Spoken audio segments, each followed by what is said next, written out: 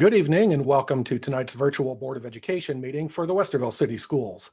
The Ohio Legislature approved emergency legislation allowing school boards to conduct meetings by teleconference or video conference, providing the meeting can also be observed by the public. In order to comply with this requirement, tonight's meeting is being streamed live and recorded on the board's YouTube channel. While operating under this virtual meeting environment, in the spirit of maintaining public participation, the board will accept written comments for specific agenda items as well as comments of a general nature. The board president will share more about this in his opening remarks, and the links to participate in this process are available on the board's virtual meeting webpage at www.wcsoh.org/virtualBOE. While public participation will not be interactive during tonight's meeting, follow-up with individuals submitting public comment will occur at a later time. Having received confirmation that the video stream is functioning properly, Board of Education President Rick Villardo will now call the official meeting to order. Thank you for joining us this evening for our Westerville City School District Board of Education meeting. Though providing an opportunity for public comment during school board meetings is not a requirement, the Westerville City School District, WCSD Board of Education, believes it is an important part of its engagement with and accountability to the community. In response to public gathering restrictions now in place due to the coronavirus, and in the spirit of maintaining an opportunity for our public to participate in these virtual school board meetings, we are offering interested persons an opportunity to submit written public comments. During a typical WCSD Board of Education meeting, there are two opportunities for individuals to address the board. While functioning under this virtual meeting environment, the opportunity to submit public comment will open when the meeting begins at approximately 6 p.m. and close shortly after each public comment section is reached on the agenda. When submitting your comments through the provided forms, we ask you to keep your comments professional, avoid using inappropriate language, and refrain from identifying individuals by name in the event of a complaint.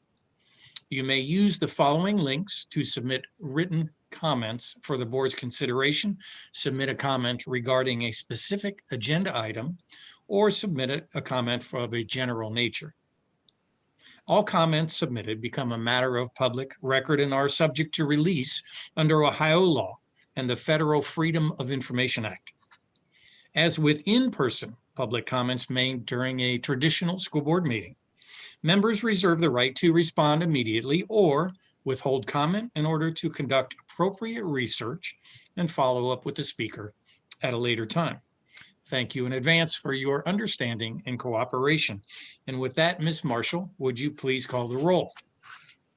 Mrs. Altman.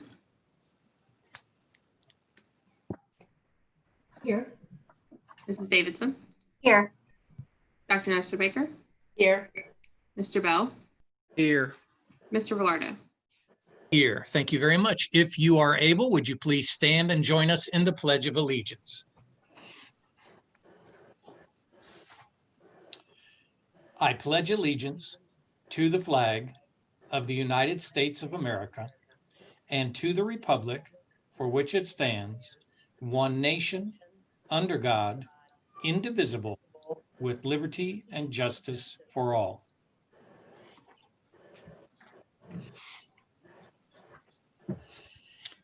Thank you very much. Moving on to agenda item 4, may I have a motion and a second to temporarily suspend board policy PO 0169.1, public participation at Board of Education meetings. May I have a motion and a second? So moved. Second. Thank you very much. Any discussion? Hearing none. Ms. Marshall, please call the roll. Mr. Bell. Yes. Dr. Nestor Baker. Yes. Mrs. Altman. Yes. Mrs. Davidson. Yes. Mr. Villardo. Yes, thank you. Moving on to agenda item 5, Approval of the minutes of the virtual school board meeting held June 22, 2020. May I have a motion and a second to approve said minutes? So moved. Second. Thank you very much. Any discussion, correction? Hearing none, please call the roll. Mr. Bell, Yes. Mrs. Altman, Yes. Mrs. Davidson, Yes. Dr. Nesterbaker, Yes. Mr. Velarde. Yes, thank you very much. Agenda item 6, district highlights and recognitions. We have none this evening. Agenda item 7.01, a report on the School Resource Officers Program. Who will begin this presentation? I will. President Velardo, members of the board, good evening. I'm proud that our Board of Education prioritizes the health and safety of our staff and our visitors to our school facilities. Thank you for the opportunity to share information with you regarding our School Resource Officer Program. Joining me in this presentation are Lieutenant Rich Lyon with the Genoa Township Police Department and Lieutenant Stephen Fridley with the Westerville Division of Police, as well as our own Tammy Santa. The Westerville School District enjoys a strong tradition of collaboration with community partners, such as our business community, our higher education institutions, and our local hospitals. That list of community partnerships, however, would be incomplete without highlighting the very strong, ongoing collaborative relationship our district enjoys with our 5 police jurisdictions operating within our district boundaries. That strong relationship resulted in our 2-decade-old School Resource Officer Program, which began during the 2000-2001 school year with the placement of an assigned SRO at Westerville North and South High Schools. This was able to happen through a cooperative agreement between the district and the city of Westerville, supported by a community-oriented policing services grant.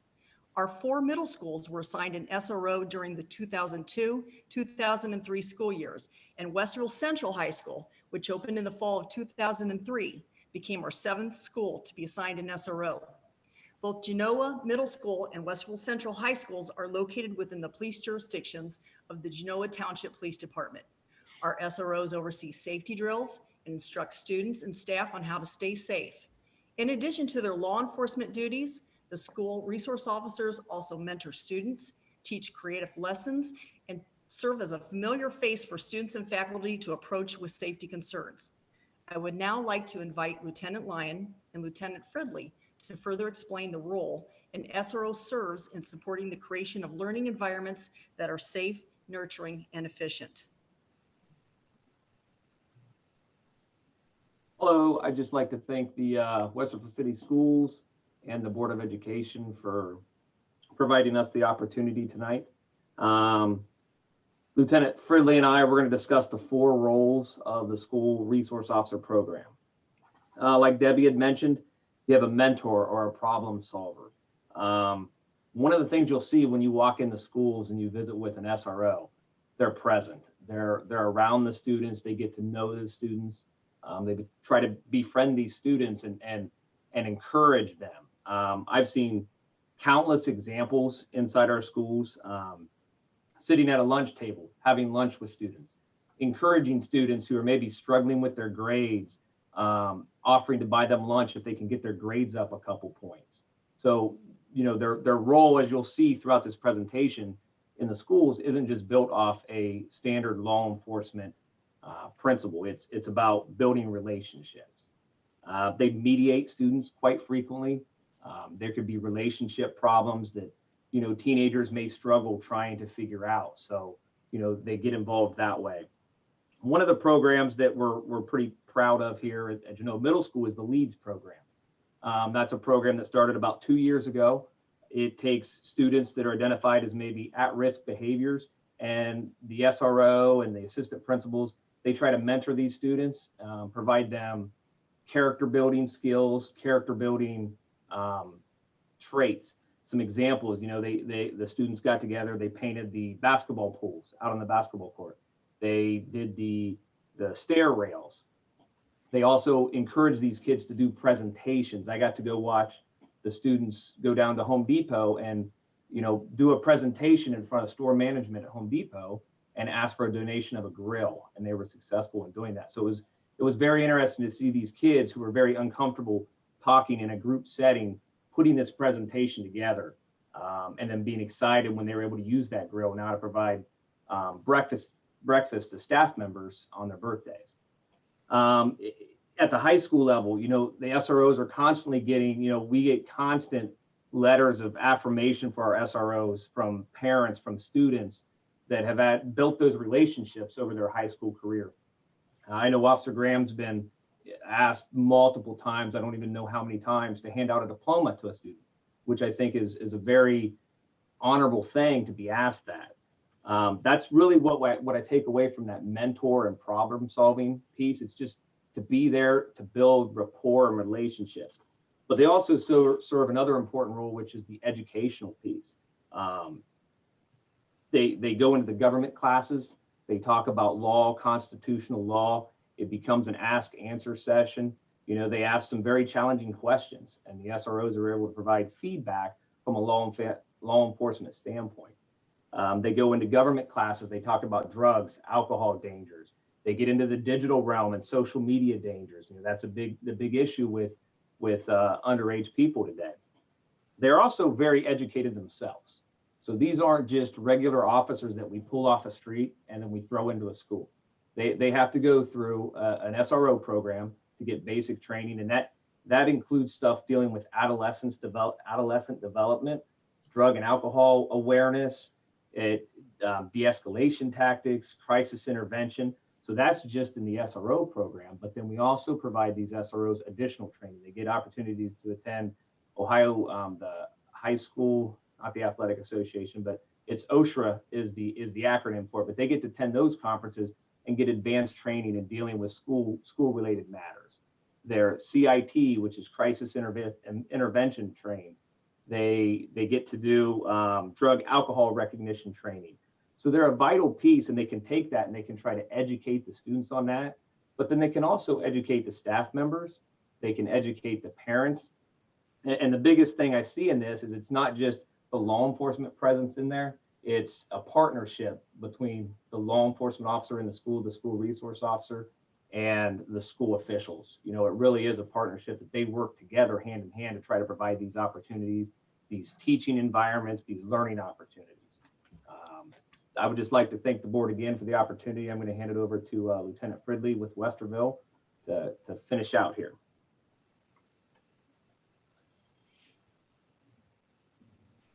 I appreciate it, Lieutenant Lyon. Thanks. You know, I appreciate the opportunity to speak to you guys today about this. Not only being the supervisor of our SROs right now, I actually was an SRO. I was the first SRO at Blenda Middle School. So I have a little bit of background as far as where we've been and where this program has come. It's actually come a long way since that first start with all the SROs. Kind of broken it up a little bit. I'm going to take the next two steps that we've had. The law enforcement part, one of the things we have to realize about this part is it's probably one of the least used roles that our SROs do. Lieutenant Lyon spoke to the educational piece and the mentoring piece, and those are two of the biggest parts we use, along with the crime prevention and the community services part. But just for a little bit of background, as far as the law enforcement, we do take reports that are there of a criminal nature. We'll file charges if necessary, but not every report we take results in the filing charges. Just as an example, roughly in the 2019 year, not necessarily school year, just for all of 2019, we roughly took almost 300 actual incident reports of some type of criminal activity, but there was only charges filed in about 65 of those. So it's almost a 3-to-1, 4-to-1 ratio of whether we take reports versus actual charges. As far as even the charges go, those are not always resulting in a physical arrest. That is actually not a very common action of actually taking a student, either placing them in handcuffs or escorting them out and bringing them to the police department. That's more of a rarity than a common occurrence. And one of the other things, a lot of the stuff I'd seen, posted, through the website and things in relationship to the SROs was about, them targeting, specific groups and getting more suspensions and things like that. The SROs and the police, we do not discipline the students. That is the administration that does that. We don't have, the ability to suspend a child or expulsions or anything like that. So that was just something that, speaking with our SROs was something they wanted to make sure that came across, that, while they're part of the investigation and taking the reports, obviously the last word is not theirs when it comes to that. Kind of moving forward to the next slide. And this is one of the big things that we're really happy about. I've seen Genoa's officers, what they do things as well as ours. One of the big things we do, and Tammy Santa will comment a little bit more on it, but we do threat assessments, and it's not just the building ones, but it's the mental and social emotional health that we also help out on. Obviously, the threat assessments for the building security we do. We help keep the security of the building, help people from unauthorized entry. We've dealt with different companies as far as trying to make the schools more difficult for outside people just to come in through.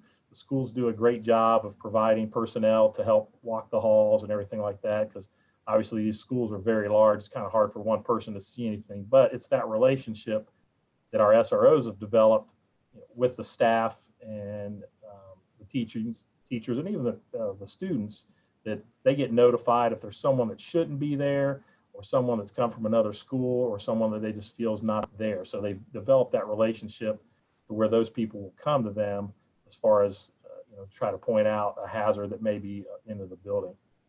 As far as the mental and social, one of the big things, we have 5 SROs, at least in Westerville, the middle schools and the high schools. I will virtually guarantee you that the mental health professionals through the school have probably had an intervention of some sort at every one of those schools, in addition to probably most of the elementary schools. Our officers are approached sometimes by the students that are not maybe as comfortable going to some of the mental health professionals that they've developed a rapport with. And then after our officers talk to them, they basically kind of convince them, say, hey, we got to get some other professionals in here to help address this situation. And that works vice versa as well.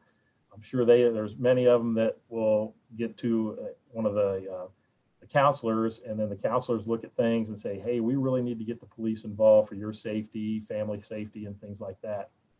I think that just comes with that collaboration of working with those people, multiple times. The education piece that Lieutenant Lyon brought up, we participate in the ongoing training, the in-service training, basically, that Tammy provides to everybody. We've been to the the mental health first aid, things like that, and share different ideas on how we can kind of better help out the students that we have. Not only with the middle schools, the SROs go to most of the elementary schools because they've developed relationships there through their times. Maybe a teacher or administrator switch schools. There's a lot of times we'll get calls to a lot of the elementary schools, more for an intervention of a safety issue. It could be a sexual assault issue of a smaller child, or the domestic issues maybe at home or something like that. So it's not just sticking to the middle schools and the high schools, it's more of a district wide. And I know that Rich's guys up at Genoa, they make the same attempts, and they get to Faust and Alcott as well. Moving on, there's some of the things we also do: security site surveys. Those are mandated by the Ohio Department of Education, but we help out and make sure those get done. It's kind of some of the stuff we do on our off time, as far as when school's not in session. And we go to all the Westerville schools, even though several are not in Genoa or Westerville. They're in Minerva Park, Glennon Township, the county. We still go there. We contact those agencies, tell them, hey, this is what we're doing. They're like, hey, thanks for the heads up. We don't have time to do that, but guys, go ahead and knock yourselves out. So we do that just to kind of maintain a little consistency, and that way everybody's on the same page as far as those go. And some of the community education courses we do through the PTA and some of the schools, parents organizations, stuff like that. We have it's a Sydney, it's an impaired driving simulation that we bring to some of the schools, the high schools. Some of the kids that are getting ready to drive, we operate that program just to show kind of some of the dangers of impaired driving. We do our run, hide, fight presentations. Obviously, we do that for the school staff and administrators, but we've also done that for the parents that are interested in what their children are being put through. So we kind of try to put that out there so they know exactly, what the expectations are. And then we also have the parent program, which is hidden in plain sight, which we've done several times, just to show the parents of what could be in their child's room that they don't realize. Is it a water bottle, or has it got a false bottom on it that things are hidden in, things like that.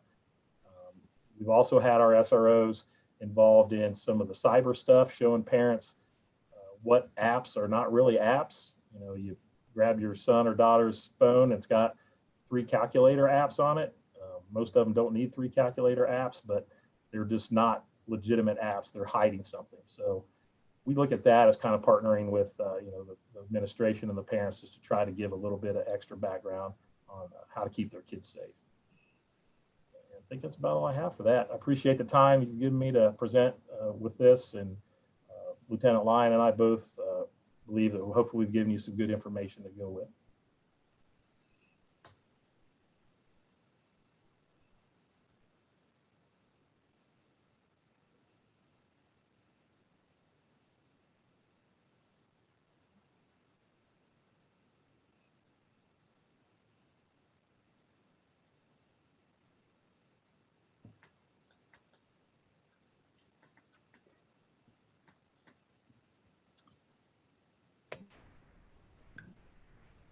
Just an FYI, we're waiting for audio attached to these slides to come up, in case people in the audience are wondering.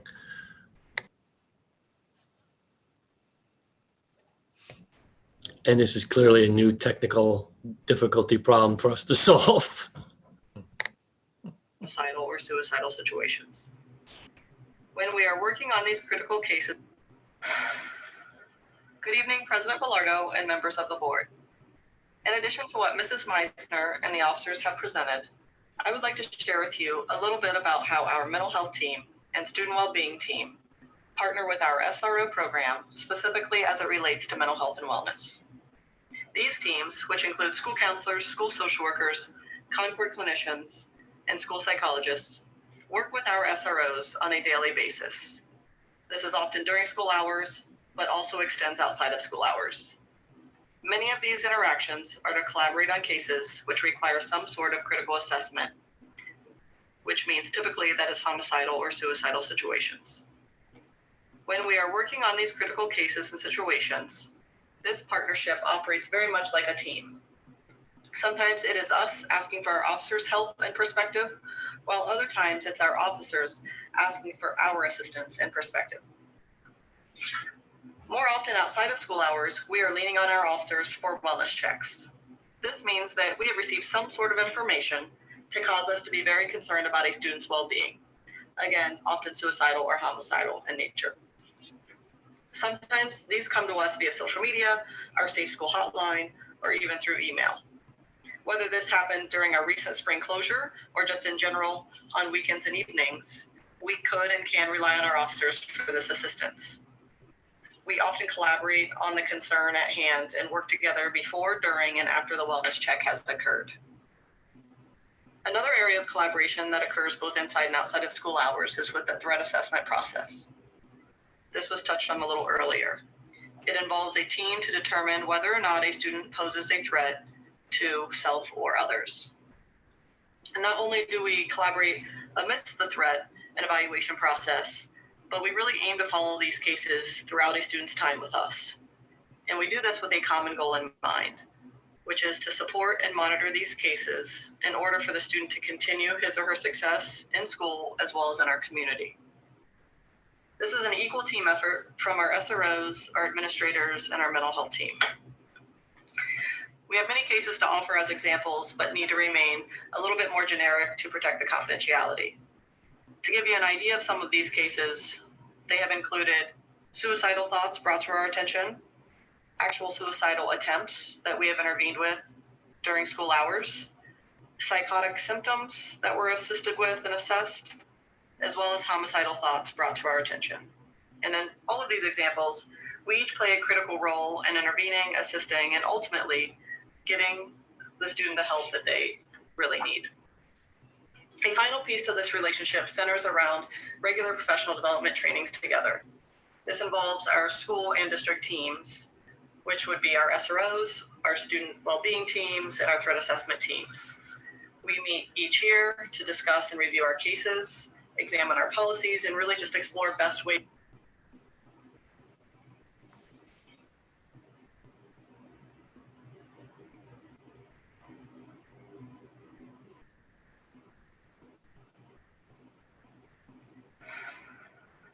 Good evening, President Ballard.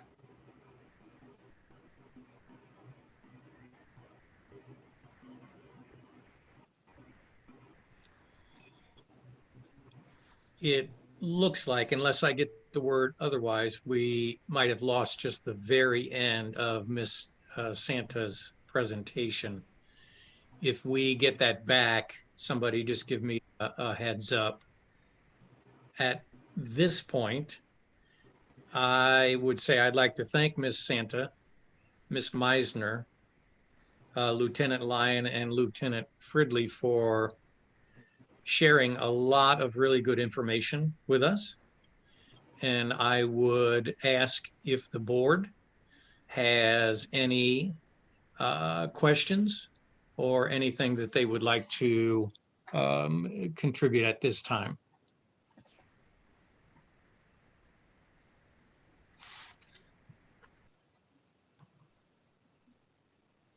Ms. Altman? Sure, I have a question. sure, sure. Hopefully you can hear me okay. Yes. Thanks. I want to thank everybody who put that presentation together. Really appreciate learning more about the program. And it's clearly a really multi-dimensional program. So our SROs work really collaboratively with our schools. And so my question is, in the current environment, and with all that's gone on over the last couple of months, I know that all organizations are having to sort of take a look inside, right? To think about where are there places of implicit bias in our organization? How can we do better for whatever that organization's constituents of color are? So I'm just wondering, with the departments, with our collaboration, are we looking at those types of things? Do these officers have implicit bias training, or just where are we in that space of sort of thinking about how to move forward from here? I appreciate that. Thank you. Can you hear me? Yes. Okay. Yeah, so we go through bias-based training yearly as part of our CLIA requirements up here in Genoa. And that is also based off of implicit bias as well. So that's one thing we do is we do the yearly trainings on that. And then we look for other training opportunities as well.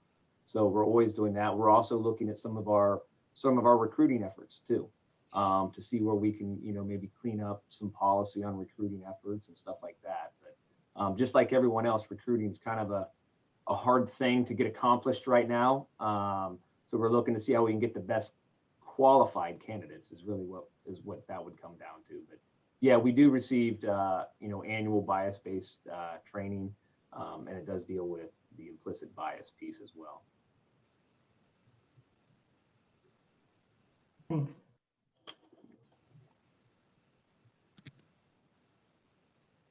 Yeah, I can just concur with Lieutenant Lyon.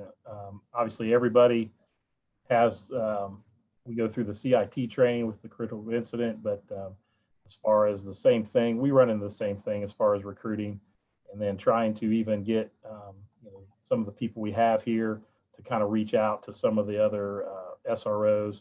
I know our SROs come back and we have select minority employees that they may run things by to try to better understand something. I know that there's obviously some sessions involved at some of the schools, but it's more just it's kind of just about the collaboration and just the questioning, the asking questions of how we can kind of do some things better would be what we're looking for. And obviously moving forward with obviously everything that's been going on, we'd be much interested in whatever people would have an idea of how that could be accomplished.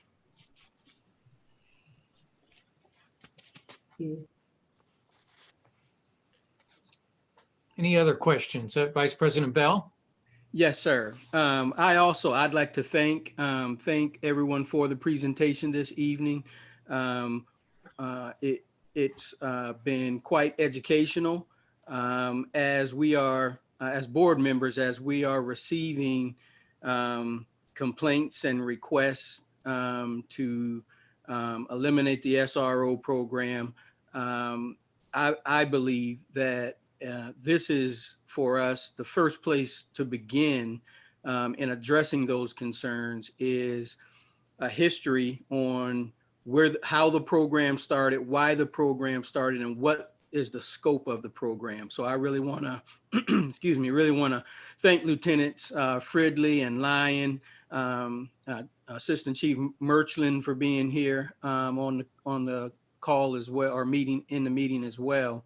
My question is if you could share with us when there are issues that arise or when there are complaints against one of our SROs, what is the process? How are those mediated? How are those complaints dealt with and responded to?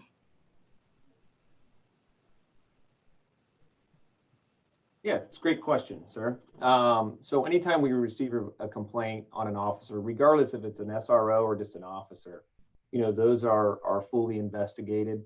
So it's going to be the immediate supervisor. Their sergeant, at least here in Genoa, their sergeant would take the initial complaint from the complainant. That would be investigated. They would try to do an interview with the complainant if they wanted to actually speak with one of the supervisors. Then they would interview the officer as well and try to come up to a determination of whether that's a valid complaint or not. But there is a complaint process. They are completely done through the chain of command. And anytime there's a complaint of bias-related behavior, that complaint gets automatically forwarded to the chief of police from there, and then he decides. That's usually going to be investigated by no lower than a lieutenant. So that's either going to be the deputy chief or one of the lieutenants that will have to actually conduct that investigation if bias is one of the complaints.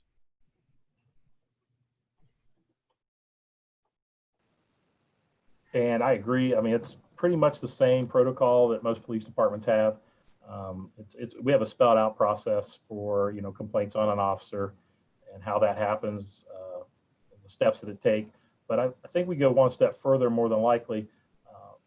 Usually if it's something happening within one of our SROs, there's that administrative component where it's either happened with an administrator or with a teacher or perhaps one of the mental health professionals or something like that. So it's important to get in with them and the parents or the guardians of whoever. A lot of times that can just be sat down and mediated with a lot of the issues, whether it's a misunderstanding or it is something that's improper.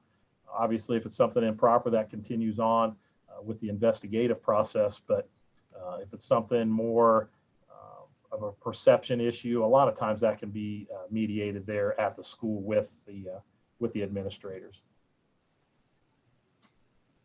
Okay, thank you. Thank you, Vice President Bell. Anybody else have a particular question, concern they would like to share? Yes. I don't really have a concern I'd like to share. I do appreciate the questions that were raised by Janet Vaughn. Those were very good questions and important to answer. Because I was on the board when the program first began in Westerville, I thought I would pipe in with my own bit of historical understanding of the program. As we've gone across the years with this particular program, it has grown and expanded just as we have grown and expanded as we look at the way we deal with social emotional issues. The SRO program has grown and expanded so that our partnership around everything from mentoring to education, social and emotional issues, to the identification of threat assessments, all of those components have expanded over time.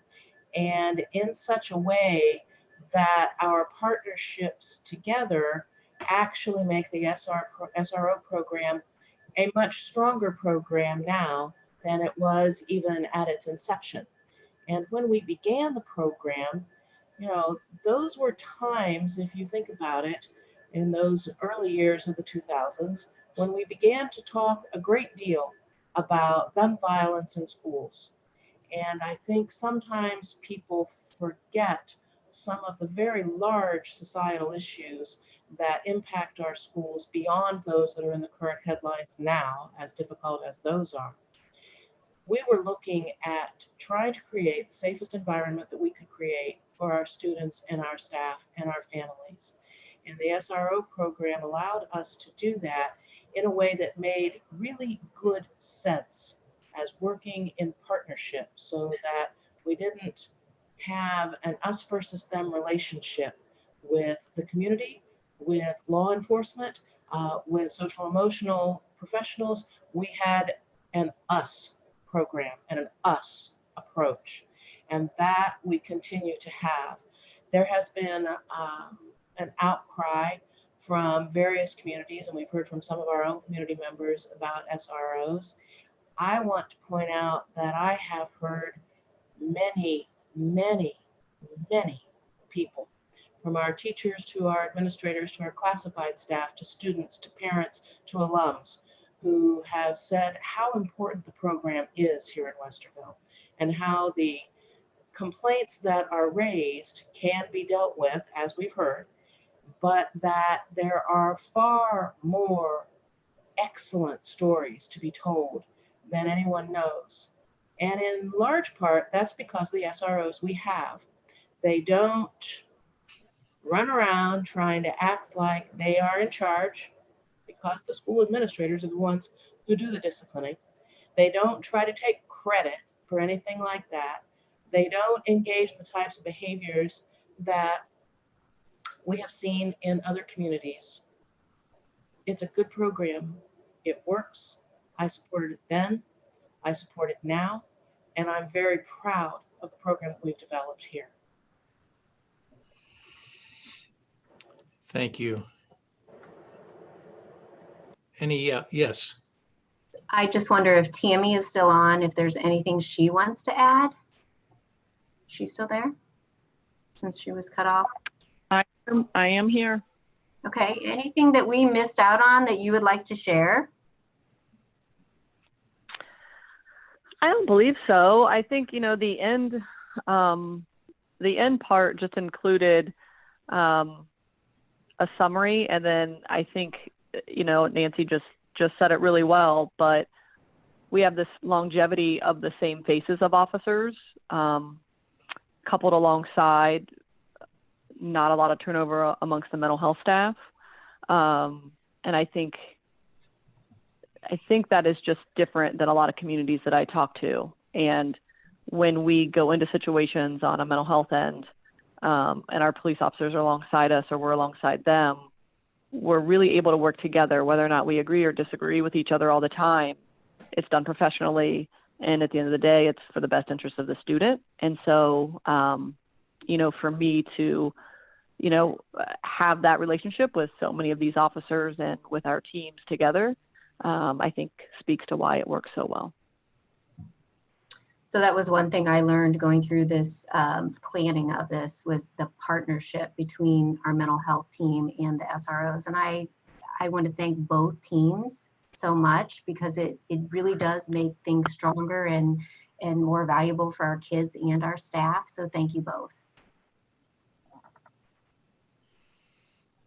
Thank you, Tracy and Nancy and Vaughn and Jen for sharing some really good questions. And Nancy, I appreciate the extraordinary long personal perspective. I mean, the history that you. Thank you. That's very valuable. And to the lieutenants and Assistant Chief Merchland, I'm sorry I didn't acknowledge you last time. I know you are with us as well. Really, thank you so much for this. The only thing I was going to ask, just two brief things, and it was really the question that Vaughn posed. How do we deal with some questions, some complaints, and you addressed that well. Thank you. The other question I had, or the other comment I think I had, is we believe in the school district that if a student can't see somebody that kind of reflects who they are, it's hard for them to see themselves in that place in life down the road. We talk a lot about diversifying our teaching corps so that students of color see teachers of color and recognize, I could do that. I could become that. So I think it was Lieutenant Fridley, in your efforts in Genoa, in Westerville, Assistant Chief, to continue to try and diversify your corps of officers. I think we would just encourage you in that. And I know that is, it's hard for us. I know it's difficult for you, but I think that that's an important goal. Because I think at this time, we do not have any SROs of color, do we? And I don't believe we have any women SROs in our school district. Is that correct? As far as color, you're correct. We do have a female officer. Officer Peachy is the SRO at Walnut Springs. I forgot. Thank you. Thank you for that. I appreciate it. So again, unless somebody else has a question or comment, Lieutenant Fridley, Lieutenant Lyon, Assistant Chief Merchland, Tammy Santa, Miss Miser, really appreciate your being with us. And I know that I think I'd like to say to the community, for those of you that have shared some struggles, we appreciate you coming forward. And we're grateful for your voice, and we will continue to listen. And I think we want to continue to make it an even better connection between our mental health department and our SROs. So thank you for your time. Mr. Velardo, I think Yes. I saw Mrs. Davidson saying, and I thought I should provide some comment. I know, I was, Yes, like, trying to absolutely. go, Yes. So a quick thing, I've heard from a couple of community members, they couldn't find any information about our SROs on our website. I did fool around and I did find some under Debbie Meisner's portion. Is there a way we could pull that out so people could find it a little bit easier, and maybe even upload this part so people can learn about the program and really understand what a strong program it is for us? So. Yeah, I think that's a great idea, Ms. Davidson. I think both the presentation this evening and the content of that and the program components that we described should be more front and center. They are generally associated with Deb because she, that's kind of in her space under safety and security. So yes, we can certainly do that. Yes, Dr. Keller. So President Velardo, I do want to address one component of this that is really kind of the sore spot for conversation on a national scale around SROs and how that relates to Westerville and this program. And that is specifically discipline data. And as was stated in the presentation, the responsibility for making decisions on disposition for violation of school rules is a function of building administrators. There may be investigations that parallel with the police officers' attendance to anything that's criminal, but we're doing the investigation relative to violation of school rules, and it's our staff making decisions on suspensions and expulsions, which is the data people have been focusing on. So what I want to say is the data on suspensions and expulsions is owned by us. It's not owned by the SROs. It is disparate and it is discouraging, and we recognize that. And as part of this larger question about the school district's position on issues of race, racism, justice, and equity, this is a problem we have to own and we have to solve with support from them where it's necessary. So I want to be clear that I don't want to pass through this opportunity to acknowledge that and bring that forward. I'm not suggesting I have something to put in place today to solve a systemic long-term problem. But I will say we recognize the problem and we want to acknowledge who owns the problem. And so we will as we move forward from COVID to looking at equity and justice and racism in the school district and planning for that component, that will be a critical part of our movement in this area moving forward. And I think that's important for me to acknowledge as the school district superintendent, for the board to understand my thoughts on that, and for our team to understand, and for the community to understand where we sit on that. So just wanted to bring that forward. So appreciate the opportunity. Well, thank you very much for those words. Very needed, very important. Appreciate it. So as we Moving- talk about that, Rick. What's that? I said, as we talk about that and moving forward and listening to our community, I know there's a group out in our community that really wants us to listen to them. So I hope that we can do that moving forward and invite our officers into that conversation. Thank you. Absolutely. Absolutely. Thank you. That's what I was saying before, that this is just the first part of the conversation, and we really do appreciate the community coming forward and sharing some concerns, because we want to hear that and we want to address those. So thanks all of you for making that presentation. We really appreciate you taking the time to be with us this evening. Moving on, agenda item 8, public comments pertaining to action items. Reminder that there are links for you to fill out any comments that you may have and send those in, and we will respond to those. Agenda item 9.01, financials. We have none this evening. Moving on to agenda item 10, 10.01, 10.11, personnel consent agenda. May I have a motion and a second to receive this consent agenda? So moved. Second. Thank you very much. Dr. Hopkins is going to share with us this evening. Yes, good evening, President Velardo, members of the board, Dr. Kellogg. I'd like to present for your consideration this evening's personnel consent agenda. Some of the highlights are included are as follows. We have one retirement. Ms. Barbara Hutchinson is retiring from the district. She has provided Westerville with 35 years of service, so we wish her the very best with her retirement. Under resignations, we have 3 classified resignations, 1 educator resignation, and 6 home instruction tutors who are resigning. Under the one-time pay section, we have a number of one-time pays to fund professional learning and development opportunities around, among other things, Universal Design for Learning, or UDL, as well as responsive classroom training activities. We also have payments for administrators for unused vacation days, as well as some summer assessments. And finally, there's also the recommendation for the employment of individuals for 2 classified positions, 5 new educators, a psychologist intern, and extended time for some of our 2021 contracts. I'm happy to answer any questions you may have. Thank you very much, Dr. Hopkins. Any questions or comments from the board? Just a quick question. Yes. As the newbie, Dr. Hopkins, can you explain the extended time non-vocational? What types of activities is that covering? That's a very good question. Following, these are usually like either before the school year and typically after the school year, where most of our counselors and nurses are either doing some assessments, maybe completing some additional paperwork, just some of those extended activities that take place outside of the contract school year. Thank you. Very good question, newbie. Anybody else have any questions or thoughts? Hearing none, Ms. Marshall, please call the roll. Dr. Nesterbaker, Yes.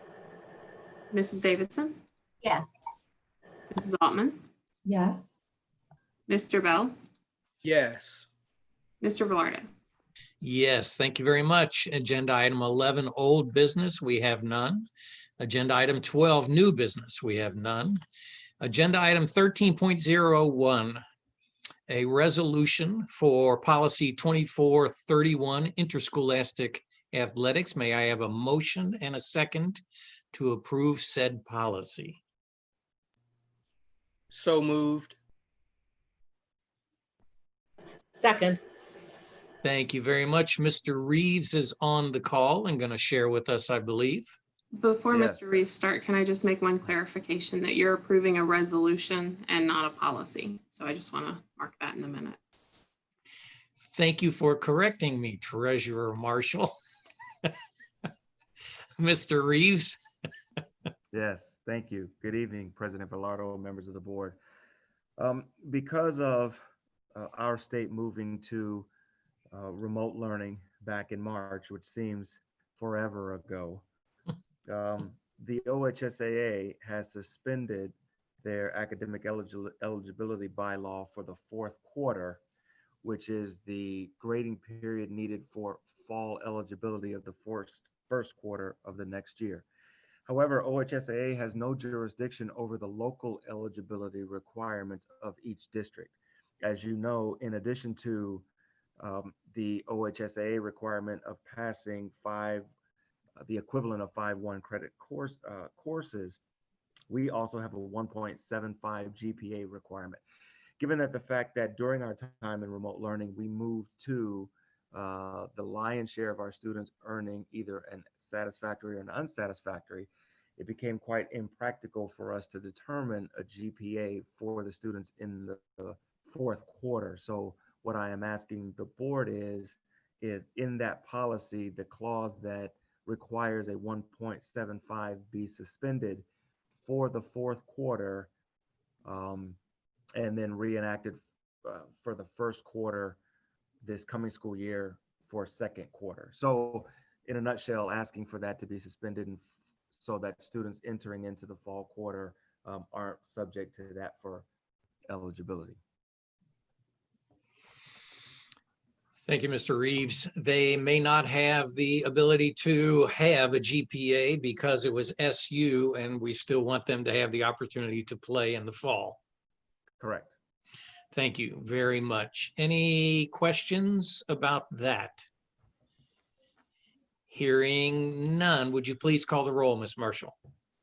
Mr. Bell, Yes. Dr. Nestor Baker, Yes.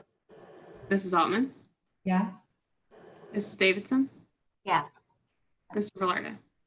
Yes, thank you very much, Mr. Reeves.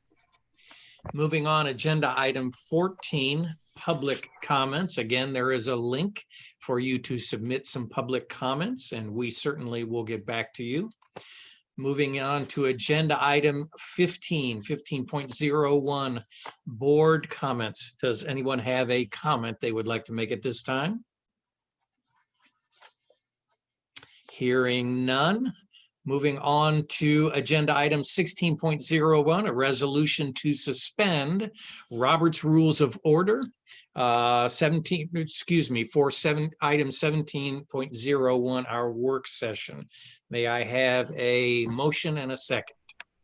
So moved. Second. Thank you very much. Any discussion?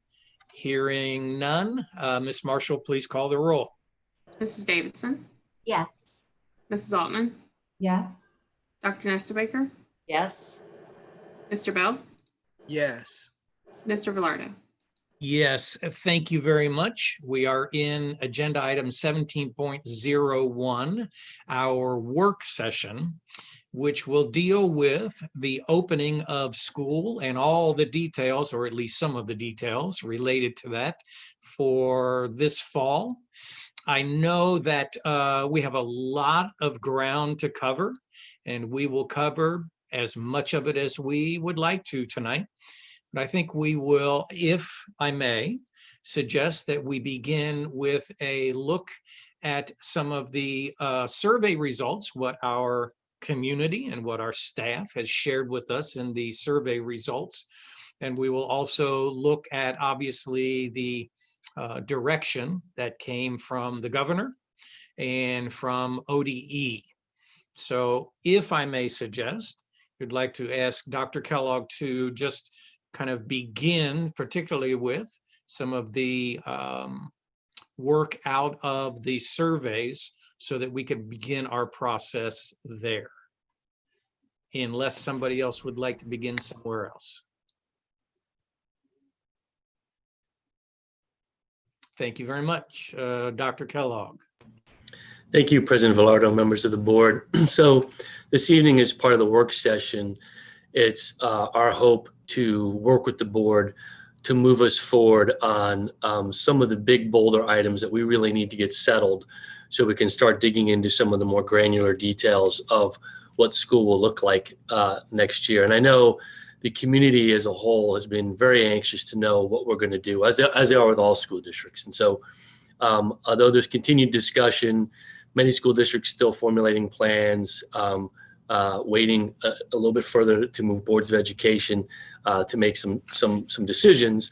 I'd like tonight to help us move along and then maybe tease out some more of the granular details that we need to get to as well, and some of the important questions. So I do want to begin with a couple of known pieces. So first is 3 statements I would make about the general framework of what we value and what we're trying to accomplish through whatever we do. And these are of my own making. Others may have other ideas, but this is where it's driving my thinking. The first one is, whatever our circumstances are, whatever our challenges are as we go into this year, we want to work hard to provide a top level educational experience for our students. Whatever that environment looks like, blended, remote, in school, we want to be able to have a high level of educational experience as students and staff and parents would like us to do. And that's going to be challenging given the circumstances. The second one is we want to base our decisions not only on the educational benefits for students and what we want to accomplish there, but also on the safety, health, and well-being of our staff and students and community overall, because schools interact, school staff interact, school students interact. It's a whole community component. And that decision-making around the safety, health, and well-being has to be data-driven, has to be based on available research and the science that we know is out there. And then the third part that I think is really critical and maybe the most challenging is we really need to build a system that is both flexible and consistent. Flexible in that in short time periods, much like we saw back in March, we're going to probably be challenged to shift modes at a moment's notice. And that shift may be to a particular classroom, a particular school, or a particular series of schools, or to the district overall. And that's going to be driven by anything from overall state data, county data, or an event that happens in a school district, or an event that happens in a particular school. Any of those components, and you can imagine them, is going to cause us to have to go from one kind of model to another model real quickly.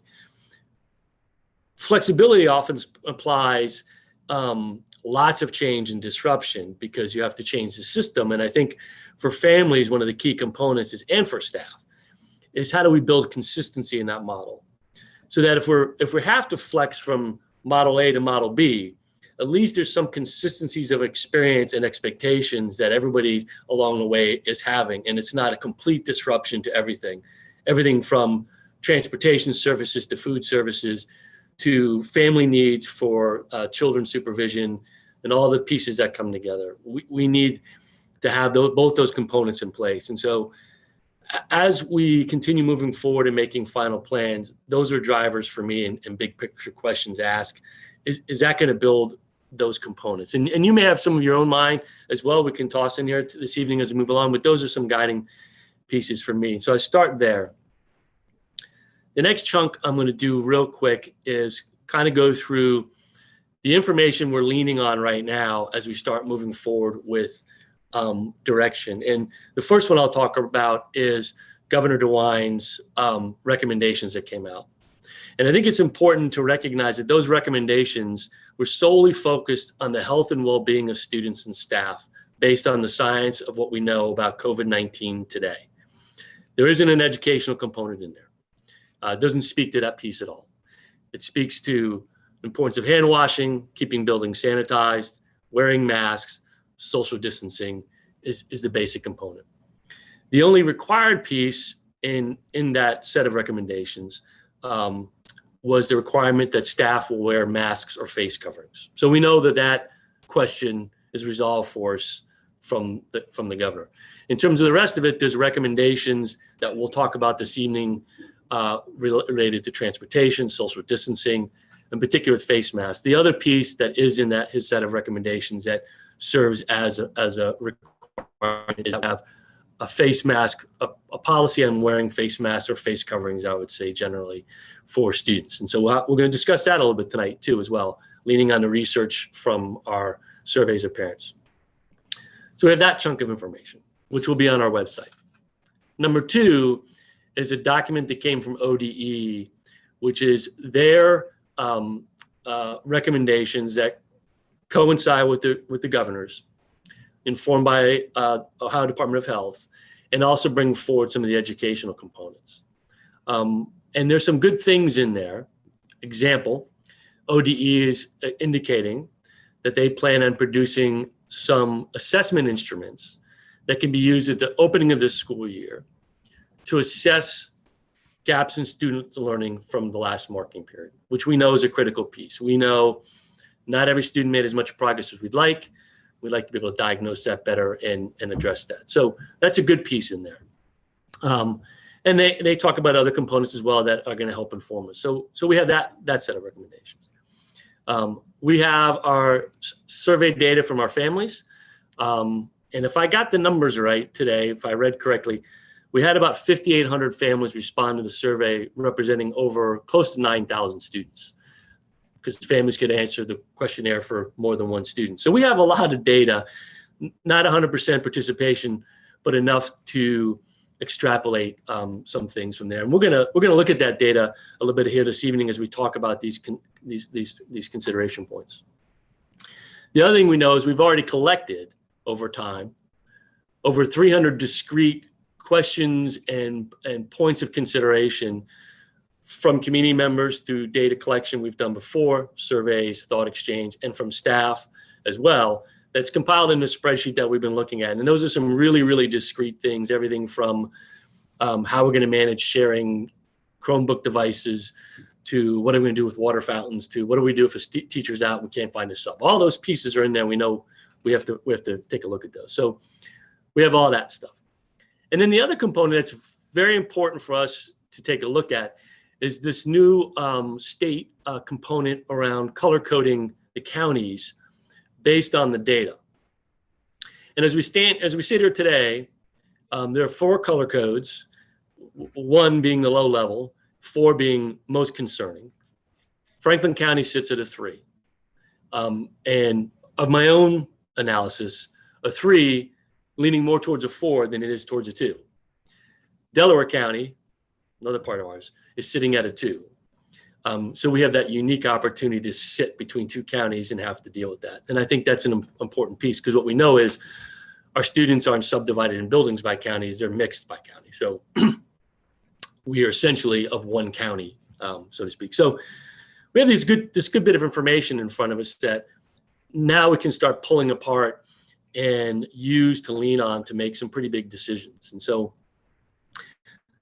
that's where I want to work us through tonight, keeping in mind those critical pieces about what we're trying to deliver, what's important to us, what information do we have, and can we, through conversation tonight, pick some of those big rocks up and move them forward so that the administrative team has a good sense from the board what direction they would like us to go and start planning boards so we can build a plan and inform the community so the community can start making their plans. The last caveat I'd throw in before I hit some of these is this one. It is, what is today, July 7th, 6th? It's a lost track of time. We know what the data says today.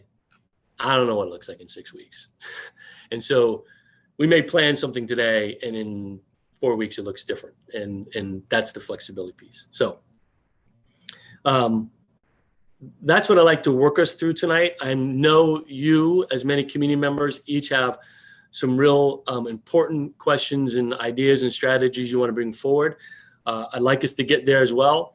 On the path there, I would like us to move through some of these other questions we go. So before I head down that direction, is that okay to continue down this path, or do we want to change direction? You okay with this? Any board member response to Dr. Kellogg's kind of schematic map?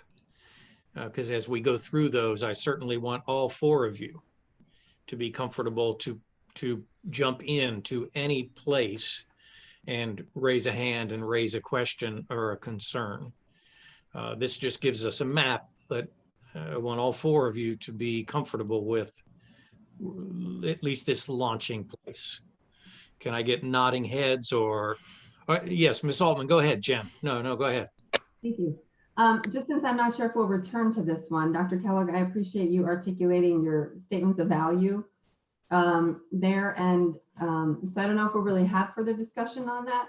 So I didn't assume that you listed them in any particular order, but it was top level educational experience, no matter what the delivery method is, really. Safety, health, and well-being of staff, students, and the whole community based on research and science, and a flexible and consistent system. So I think those are things that I can definitely get on board with. I would say if I was going to prioritize them, the health, safety, and well-being comes first, because of course that's going to drive the educational delivery piece, right? How we're going to deliver. We still want it to be top notch. But in any case, I appreciate you articulating those, and just wanted to hear if my fellow board members had anything else that they thought was really important to put out there as sort of a value moving forward.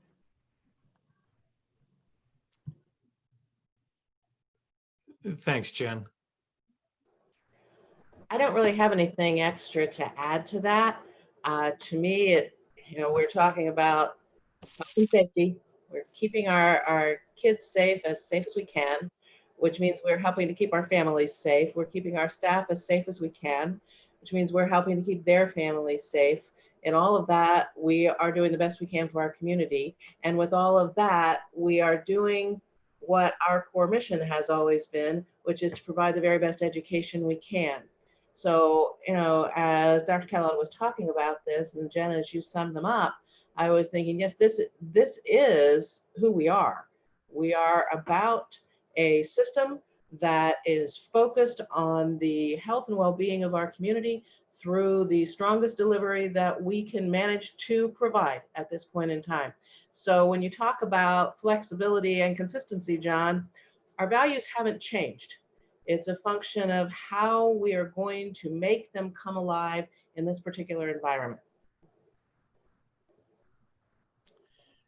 Thank you, Nancy. Vaughn, are you unmuted for a reason, or did you want to share?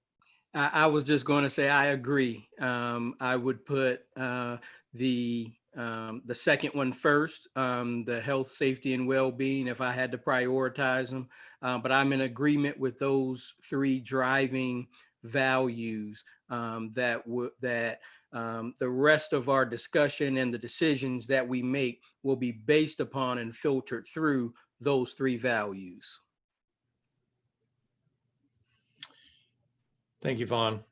Yeah, Dr. Kellogg, I would concur.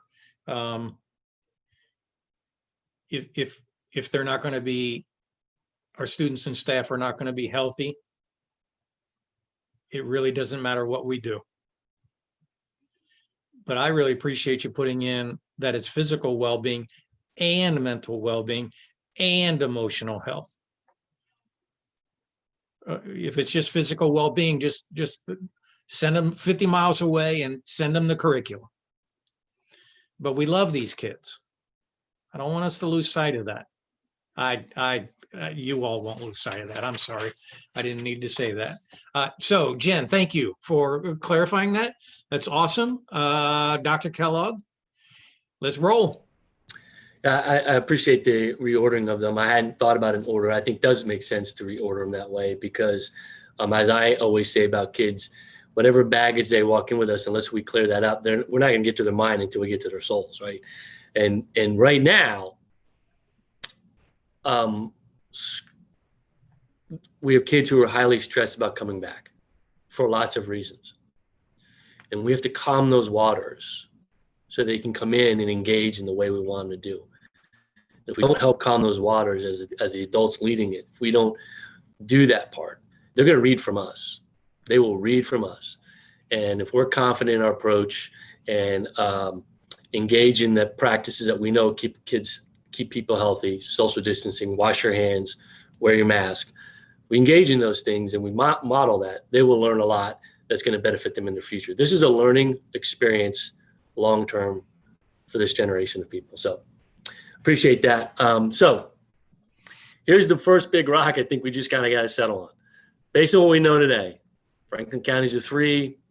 Doesn't look like it's going to go too fast or backwards toward too fast. We see where the data is going. I don't feel that at this point in time, we're going to be in any other mode other than blended in the fall. And so I wanted to get the board members' sense of my feelings about that. And if we're seeing as it stands today, and we know this, if 3 weeks from now they say you can go back regular, we know how to do that. Hopefully you don't go 3 weeks from now, you have to go remote, because we've done that and we'll do it better the next time. But I'm projecting from what I'm seeing, we probably should commit to we're going to be in a blended environment moving forward. What that looks like, we'll have some data we can look at this evening, and we'll get to that one. What that looks like, I think we need to debate and talk about. But is there any disagreement that we think that the community should understand? We anticipate, based on what we know today, being in a blended model in the fall. Does anybody feel differently about that, or do we want to discuss that some?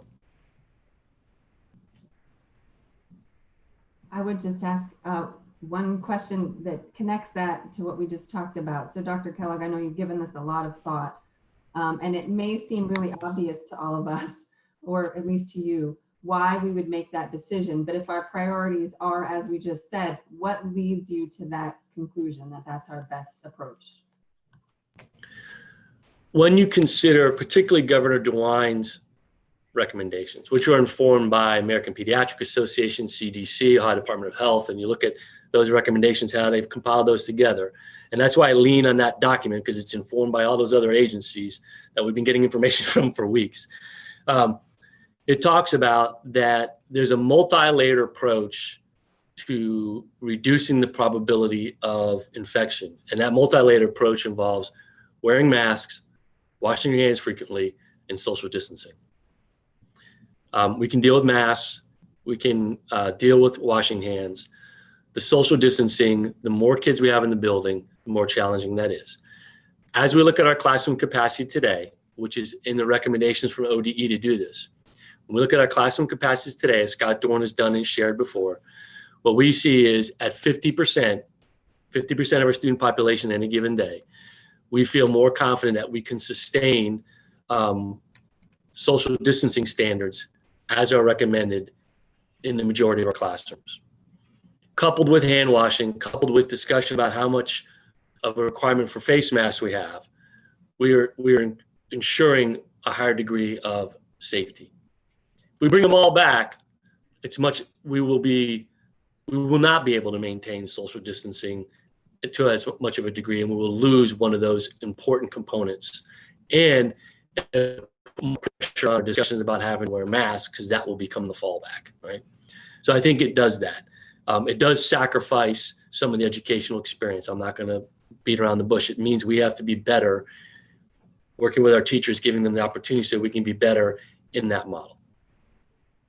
Good question, though, Ms. Altman. I appreciate that. Just one quick follow-up. You alluded to most of our classrooms going 50% makes sense. Have we identified classrooms where we might take a little bit of a different approach? Is that something we're working on? Okay. I think everyone has that data. We will look at that building by building. We may have to make some decisions about moving some spaces. And then as it relates to small group instruction spaces, that'll be another important piece. As a kind of a subcomponent of this, as details that we'll have to build into this will be things like special education rooms, rooms for small group instruction. Those will be kind of those underneath the big picture. How do we now do these pieces? Particularly because as I see it, those are populations of students who are going to be most negatively impacted by a blended or a remote model. And so we may need to look at some populations of students within that blended model a bit differently in terms of their experience moving forward, in order to make sure we can bridge the gap and not make the gap bigger. So I can see specialized situations that don't fall into the general category, if that makes sense. So both from a room size and a program need, an individual student need, we need to design to some individual students and situations. Great, thank you. Thank you, Jen. Any other thoughts on this moving forward at this time with what we know now with the blended model? Hearing And none, Dr. Kellogg. And I'll clarify so we know further down the line, and tonight we'll take a look at the models and staff survey and have some discussion about what we think that model might be, whether or not we get to, hey, administration, like you to move forward with this or these two. We'll see as we get down the line. So I don't want people to think we're going to leave that alone now and just say blended and Right. what blended, right? We need to Thank get you. there. Thank you.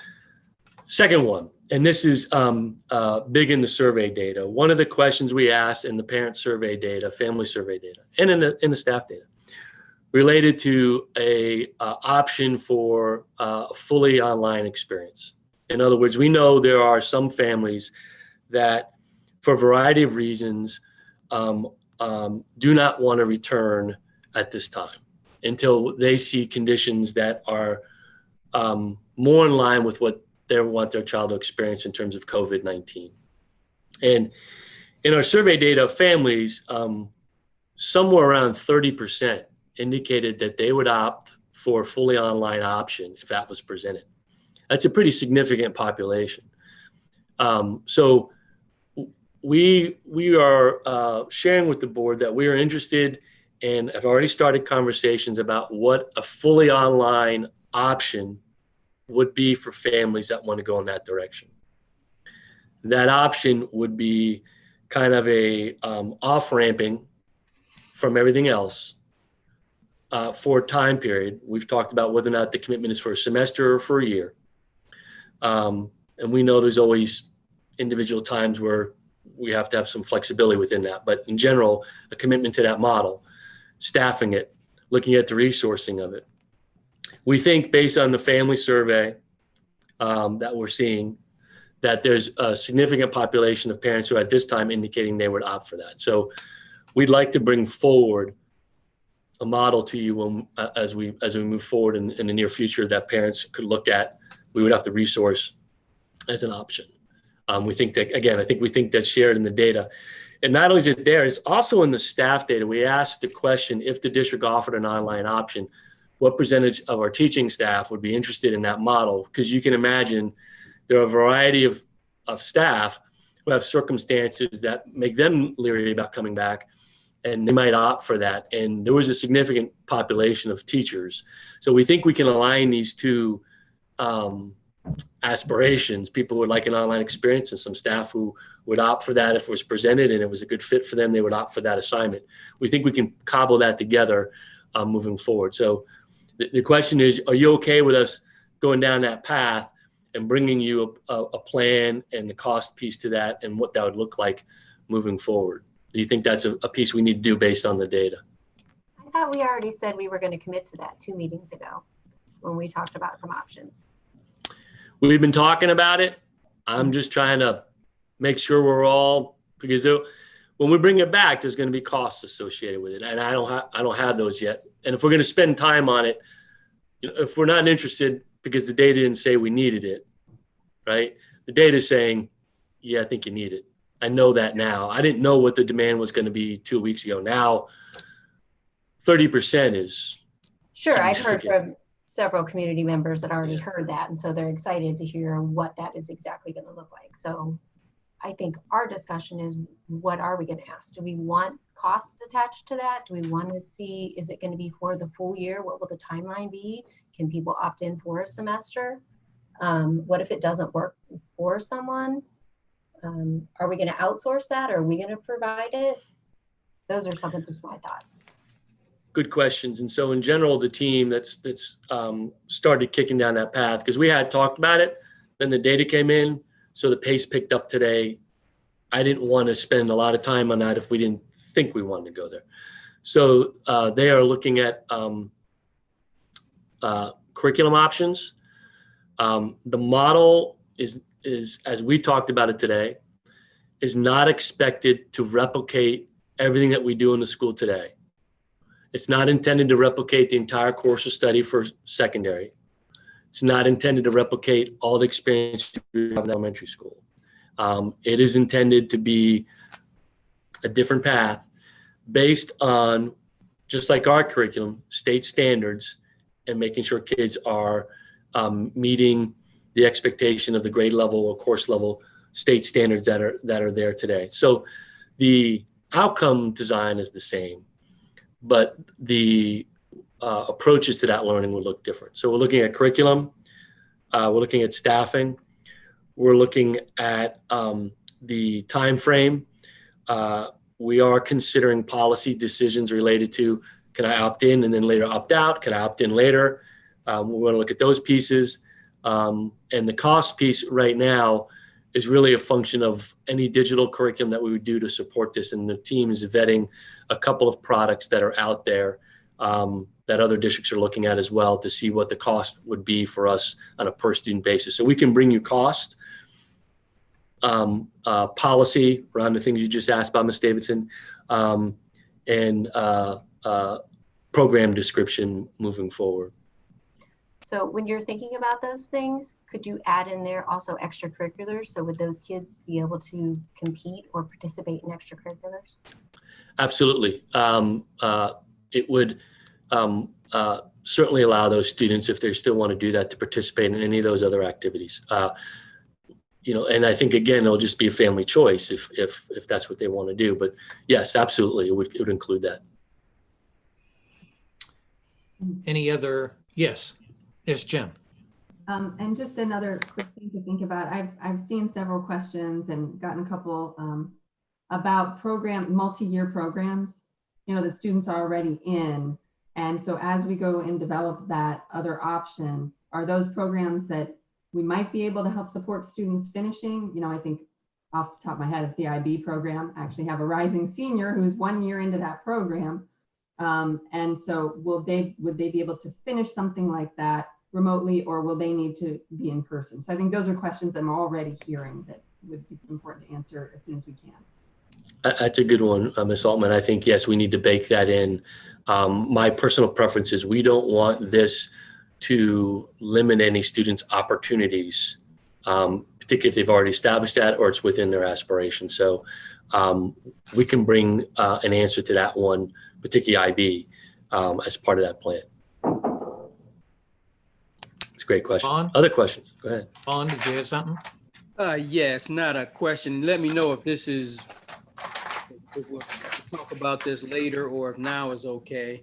But what I would like for us as a board and for the team to consider also is moving forward into the future. If we could keep in mind the possibility that this may not be just a one and done kind of experience. So this may not be, I don't believe it will be, a short-term stopgap measure. And so looking forward, if we just have it in our minds as we are making decisions and designing what the online offerings and what that looks like, the possibility, and I think probability, that may become a permanent part of how we do education in the future. And so I'd like us to just bear that in mind, so that we can, so as we move along and as we develop this, that this won't be time that is missed, because we still don't have a cure. We don't have a cure. We don't have a vaccine. So there's no telling how long we'll be in this mode. And so even once we do get a vaccine, we may discover that having the capability to offer at least portions of our curriculum in an online fashion may be something that we want to continue. And so as we're moving along, just to have that in mind, to think about it. Not at the forefront, necessarily driving everything, but we are at least considering that that will be could be a change in the way in which we do education in Westerville going forward. I don't disagree. I think there's from chaos comes opportunity sometimes, and so we may may discover some things here that are new and improved ways to get better. So I agree. And I think to your point about what does next year look like, not the year coming up, I don't know when the vaccine's going to be done, and I don't know what the distribution of that vaccine is going to be. So yeah, good point. And the truth is, Vaughn, I think that dovetails well with Jen's comments a few minutes ago, to make sure that as we are trying to create this model, and it sure sounds like everybody is saying, Dr. Kellogg, yes, we are fully on board with creating this model. It sounds like that's dovetailing into what Jen was saying. As we create it, think about the IB component. Think about the kids that want to take a little bit of a different path. I don't know everything there is about the educational world, but I do know that this has the potential of creating an entirely new on-ramp within the Westerville City School District toward educational excellence for kids that may want and may need it. I love this idea. I want us to do it really well. And so, yes, from my perspective, that's just me. Bring back the thoughts, bring back a few different models, bring back some costs, and let's look at moving this forward. I didn't say anything, but I think I've made it pretty clear to everybody, either in personal conversations or emails or in other meetings we've had, that I very much support the idea of developing the online component. I think it's important. And as we move forward, I'm going to put a little cautionary tale on it. I support the idea of a long-term online approach. I do. But I also do not want community members to watch this, hear our discussions, think about what we're talking about, and think that what we are saying, or at least what I am saying, is what has been said by some policymakers and some corporate leaders and so forth, that there is no need for brick and mortar schools, and that the whole online delivery system is what's going to happen. That approach removes the vitally important, or reduces, doesn't remove, it reduces the vitally important relationship building components that come with physical presence. So as we move forward, we're kind of in two phases. One is, what can we do to move this forward now? And we are on an incredibly short time frame to get all of these questions answered and to get this launched and moving for the school year. But then the second phase, we'll have to come back and wrestle with all of those components. It's been an issue in the past here. We've had staff who are very much in favor of going full-time online and staying there. We've also had staff who have raised concerns about that happening and raised concerns about what that means for teacher jobs. So as we move into phase 2 down the road, there will be some big points that we will need to address and figure out how we're dealing with it. But for now, we need to move full speed ahead on this year's and probably the next year's as well. Thank you, Nancy. Very, very important. Tracy, were you going to say something? I thought you were moving to share. Well, I was just going to clarify, it would just be an option, right? We're talking about this being an option for kids now and moving forward. I can see it being a really good thing for some kids in the future. So, yeah. Thank you. Thank you. Dr. Kellogg. Okay, so I warmed you up with a couple of easies. And so it looks like we're gonna, we'll get to the blended model in a second. It looks like we're gonna be working on a virtual experience. Let's talk face masks. So Governor DeWine has stated that school districts have to develop a policy on face masks. He has clarified that staff are required to wear face masks or face coverings. I want to clarify there's a difference between the mask and then the clear covering. We are already budgeting around that for costs to provide our staff, teaching staff in particular, the clear covered masks. So teaching is, you want to see a teacher smile at you, right? And I stole that from Tammy Santa. I want to make sure I clarify that. We are investigating those costs. We're investigating costs for providing cloth masks to staff. We are also investigating costs for providing students cloth masks as an option as well. Because if there's a requirement of them, and I think there's going to be some element of requirement, we're going to need to help support that. So there are other costs we're looking at and pricing out in terms of hand sanitizers, classroom hand sanitizer. The classrooms are required to have disinfectant or disinfectant wipes in them, so we're costing that out. We know we have some particular staff, because of the nature of the students to work with, may need more than just face coverings and gloves, may actually need clothing covering.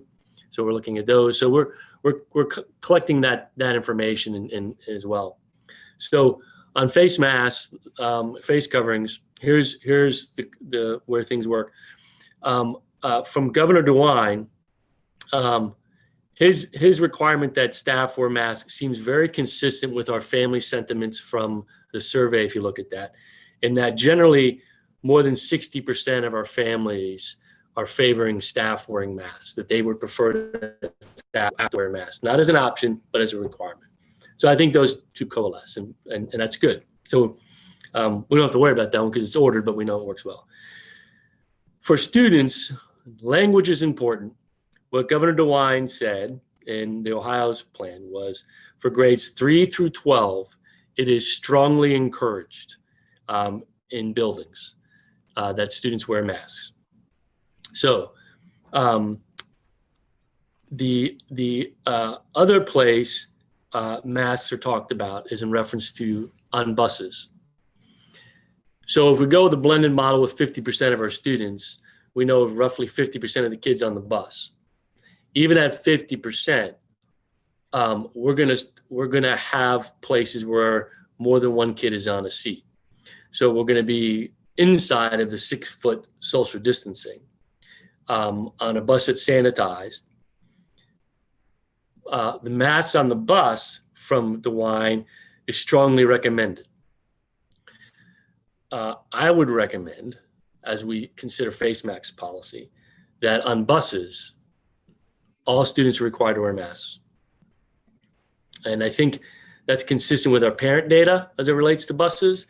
As I look at that, for, again, it's within pre-K to 2 is the weakest support for requiring students to wear masks on the bus. So for parents of students who are pre-K through grade 2, close to 60%, which is the weakest, say the kids should have to wear masks on the bus. For the other grade bands, 3-5 at 67%, grades 6-8 at 68%, almost 69%, grades 9 through 12 at 69%. So I think there's a strong family sentiment that students should have to wear masks on the bus as well as staff. The other part of masks on the bus I think is important is we did ask questions regarding other means of transportation. And as we look at that, between 47 at pre-K through 2 grade levels, 48.9% of the parents say they could provide other means of transportation. 34% say they're willing to transport on their own if necessary. And those numbers are about the same or bigger at the other grade bands, indicating there is a large portion of parents who can and are willing to transport on their own if they need to, or if they're not happy with the mask policy. So in regard to transportation, I would recommend, and we can come back to this, masks are required for all students riding the buses. Again, 6 feet is going to be impossible to maintain, even if you have one kid on the seat on a bus. It's just a difficult environment to maintain. So that's one. You want to talk about that one first, Mr. Velardo, and then come to, once they come in the building, what do we want to do with masks? Any comments, questions on the bus recommendation of requiring 3 and up? I'm saying all students on buses, regardless of grade level. I said 3 and up. I'm sorry. That's okay. Yes, requiring. Jen, did you have a question? I just wanted to point out, Dr. Kellogg, thank you for raising the issue about how many families said they would be willing to transport. As a family that responded to that survey, but my kids don't have busing, I know that for me and for some folks that I've heard from, they would actually prefer to transport their own students, even if they would normally be bused. So I know we've talked about this some, but I do think those are really significant numbers. I was actually really surprised by those. So it might give us a little bit of wiggle room if we can find out who's willing to do that, right? Yeah. The new problem it creates is if a larger number of people start transporting their own kid, now the entry into the school is less of a who's getting off the bus problem, that's easier to manage, and more of a who's getting out of a car problem, right? So that there's a logistic in there we all know exists. We're working on that as we move forward. So thank you. Other thoughts on the buses and masks? As you talk about all students having to wear masks on the bus, are you implicitly leaving out those students who have medical reasons that they cannot wear a mask? Or are you saying everybody, no matter what? I think we're going to have allowances for specific situations where we have documentation indicates that it's not in that child's well-being to wear a mask. And we may need to consider, because the reason for that may mean that they have a medical condition that is more significant as it relates to COVID and may need consideration for how we're going to get that kid to school. I can't wear a mask, and because of my condition, I'm also more susceptible, more vulnerable to the disease. So we have that. And then I have a condition that doesn't make me more susceptible to or more vulnerable to the disease, but means I can't wear a mask on the bus. That student, a detail may be around how we assign students seats on the bus, where we place them in reference to other students, or discussing with parents other options. So we're going to always have that allowance. And if I don't say along the way, check me on it, but we're going to always have that allowance for those conditions. And those are embedded in Governor DeWine's orders and ODE's, Governor DeWine's recommendations and ODE's information. I am in favor of the masks on the bus. I think, where we're going to have to do what we've never had to do before is to get fairly rigid about what we're doing with transportation. Whether it's assigned seats or whether it is, you got to say if you are going to ride the bus this year or if you are going to transport on your own. So we're going to have to make some changes, and we're going to have to communicate those changes as soon as we possibly can so that parents understand the difference this year. But as regards to masks, I can't see a way that we could not have masks on the buses and still be true to trying to keep everybody safe. Thanks, Nancy. Tracy? So I'm fully supportive of all kids wearing masks on the bus. What are your thoughts if a kid shows up to the bus stop and doesn't have a mask? And also some of the kids that couldn't wear masks, that maybe medically it's not a good thing. What about face shields that then could be somehow sanitized, or they could have one and bring one just to help mitigate some of that? Mm-hmm. Yes, I think one, students that show up without, I forgot mine, because young people do that sometimes. I do that. I can't remember where I parked my car most days. So memories and, remembering things sometimes different. So yeah, we would back to whether or not it's disposable masks that we give drivers to give to kids who forget, or we have cloth masks that we can use and wash. We've talked about that. That's one of those components we need to plug in. There will also be, as kids get on the bus, a hand washing piece as they get on as well. For students who have medical conditions that mean a cloth mask is not going to work, I think we're going to need to look at those face shields as an option for those students, not just on the bus, but maybe overall through the day, if that's going to be work for them in their condition. So we're building that into what else do we need to buy to get ready for the school year. So I could see that being the case. Good point. Thank you. Vaughn, did you look like you wanted to say? I'm sorry, Yeah. Tracy, I cut you off. Tracy, were you finished? So we talk about costs. Do we have like a COVID line item now? Since, whose budgets are these coming out of? I guess I'm just wondering as we are purchasing all this PPE. So Go ahead, Nicole. We don't. Nicole. We don't currently have a separate line item for COVID-related expenditures and PPE. So we did add to like our custodial and maintenance budget and our nursing budget and things like that. We did have discussions recently about breaking that out so that we are able to track those costs. But right now we don't have a separate budget in place for that. But we did consider some of these things as we were looking at the budget for next year. And I think, Nicole, I don't think any decision's been made, but I think there's some pressure on the state government to use some of the CARES money for these purposes. Am I remembering that right? Yeah, so the Ohio Department of Education did receive some CARES Act funding, and the state of Ohio did too. The governor's come out and said that he will push to have some of that sent back to schools, but he was very clear that it would not cover all of the necessary costs that schools would have, but it would be hopefully a help to the schools. Yeah. Thank you. Vaughn, I think you wanted to share. There's no word on how that will be distributed though. Okay. Sorry, Nicole. I didn't mean to cut you off. Vaughn? Yeah, I was going to say that I also am in agreement with requiring face coverings on the bus for all students.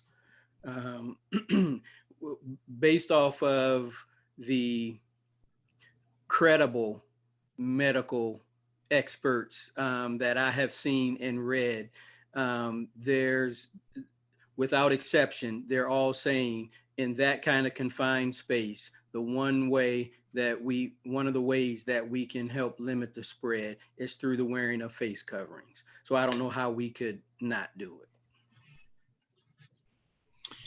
Thank you, Vaughn. A real quick shout out, I think we want to give to Scott Dorn and his team doing a lot of measuring and working in these facilities to see if all of this is workable. I think, John, you have a definite given on the bus piece of that.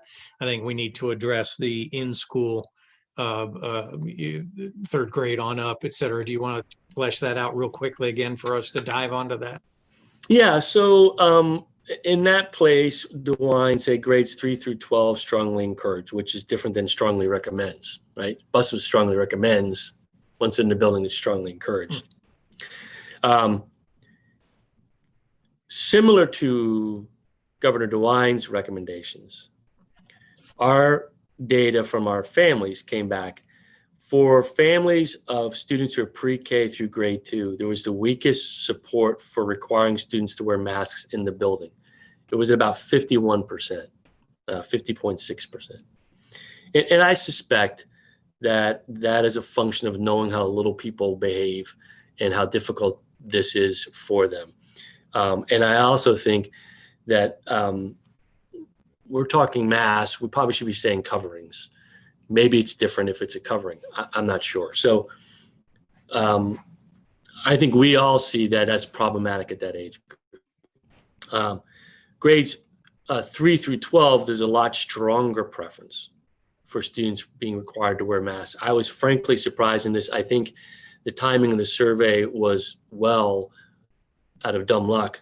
I think if we'd done this 3 weeks earlier, this data might have looked a little different, but as it stands today, grades 3 through 5, about 59% say students should be required to wear masks. Grades 6 through 8, it's 61%.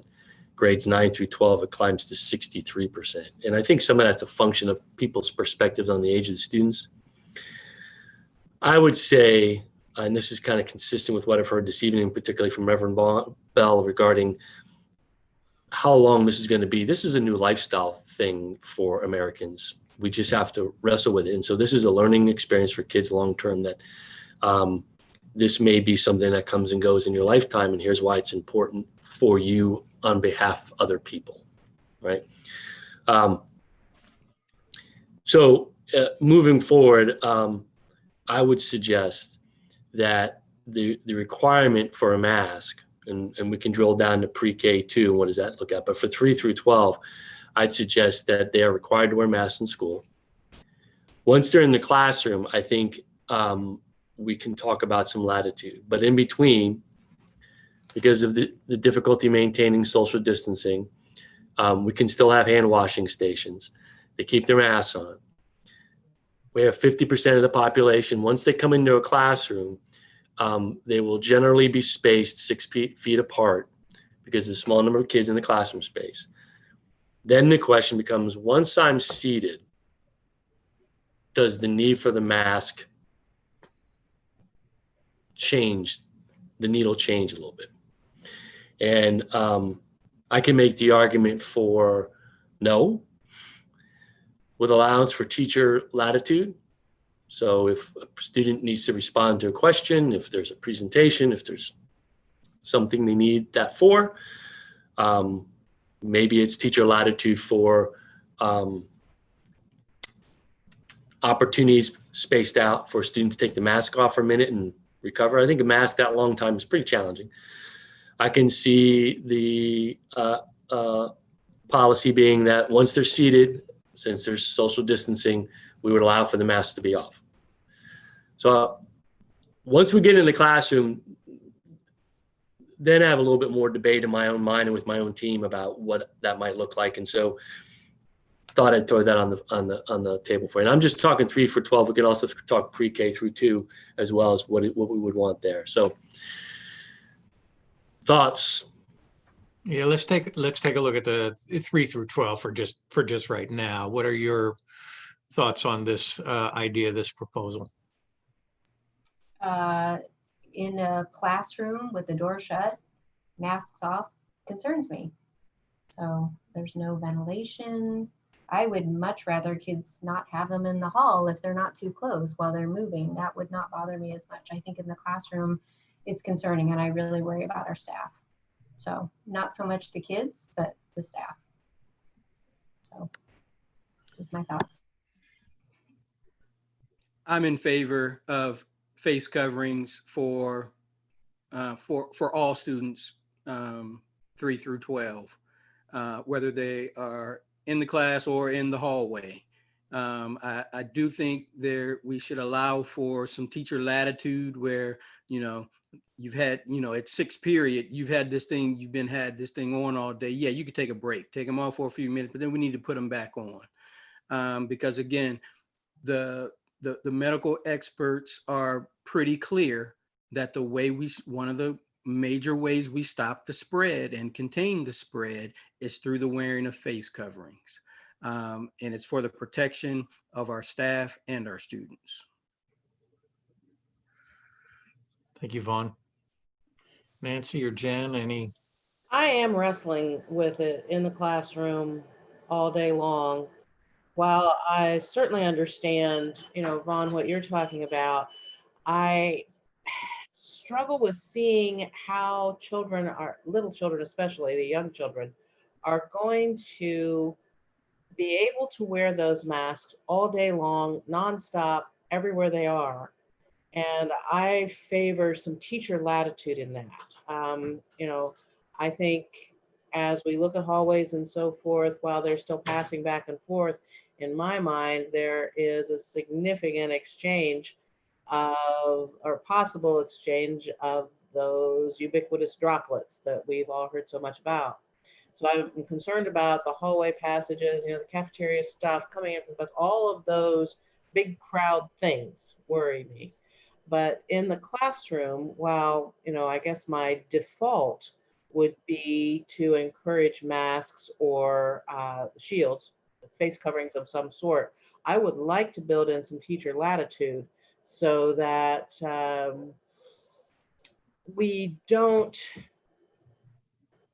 legislate out the ability for teachers to react as they themselves know they should react with the students that they have in a given space at a given time.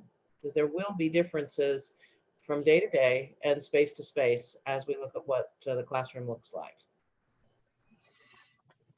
Thanks, Nancy. I could, and I don't want to cut it off, but it just came to me. Around that idea of masks breaks, teacher latitude for mask breaks. If we built in for teachers, what that should look like. So bear with me. I got 15 kids spread out all with their mask.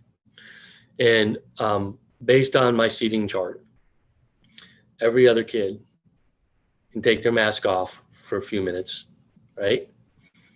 Get a breath of fresh air, whatever that is, or they're sitting there, respond to whatever I have.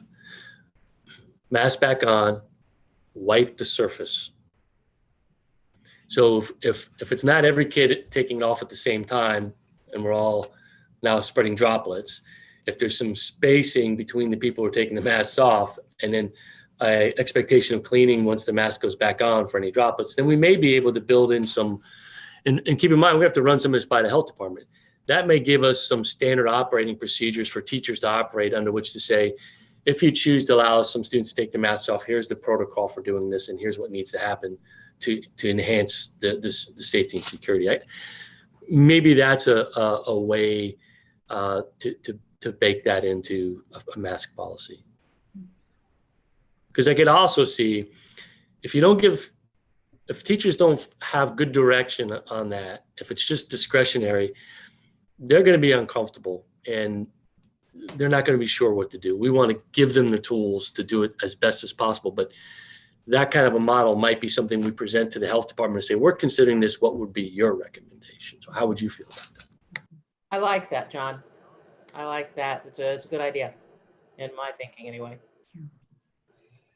I like it as well, because I could see, there's a difference between us having a classroom conversation where we're all talking versus the students are sitting at their desk doing work at their desk. So while you're at your desk, just working at your desk might be a good time for a break. But while we're all talking, probably not so much. So can we ask Scott Dorn to weigh in here as he looks at facilities and airflow? He might have an idea or suggestion for us or some insight.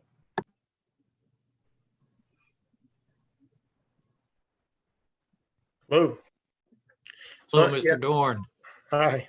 I do want everybody to know that we have addressed some changes in our HVAC system. We actually started that back in April, where we've opened up our economizers to allow more fresh air into all of our spaces. So that brings with it some other issues in terms of, maybe bringing in some more humidity or challenges during cold temperatures and things like that. But we are bringing in as much fresh air as possible with our systems right now.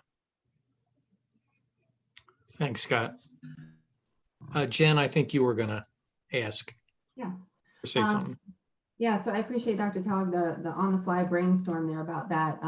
I just wanted to say that I think masks for students 3 through 12 required.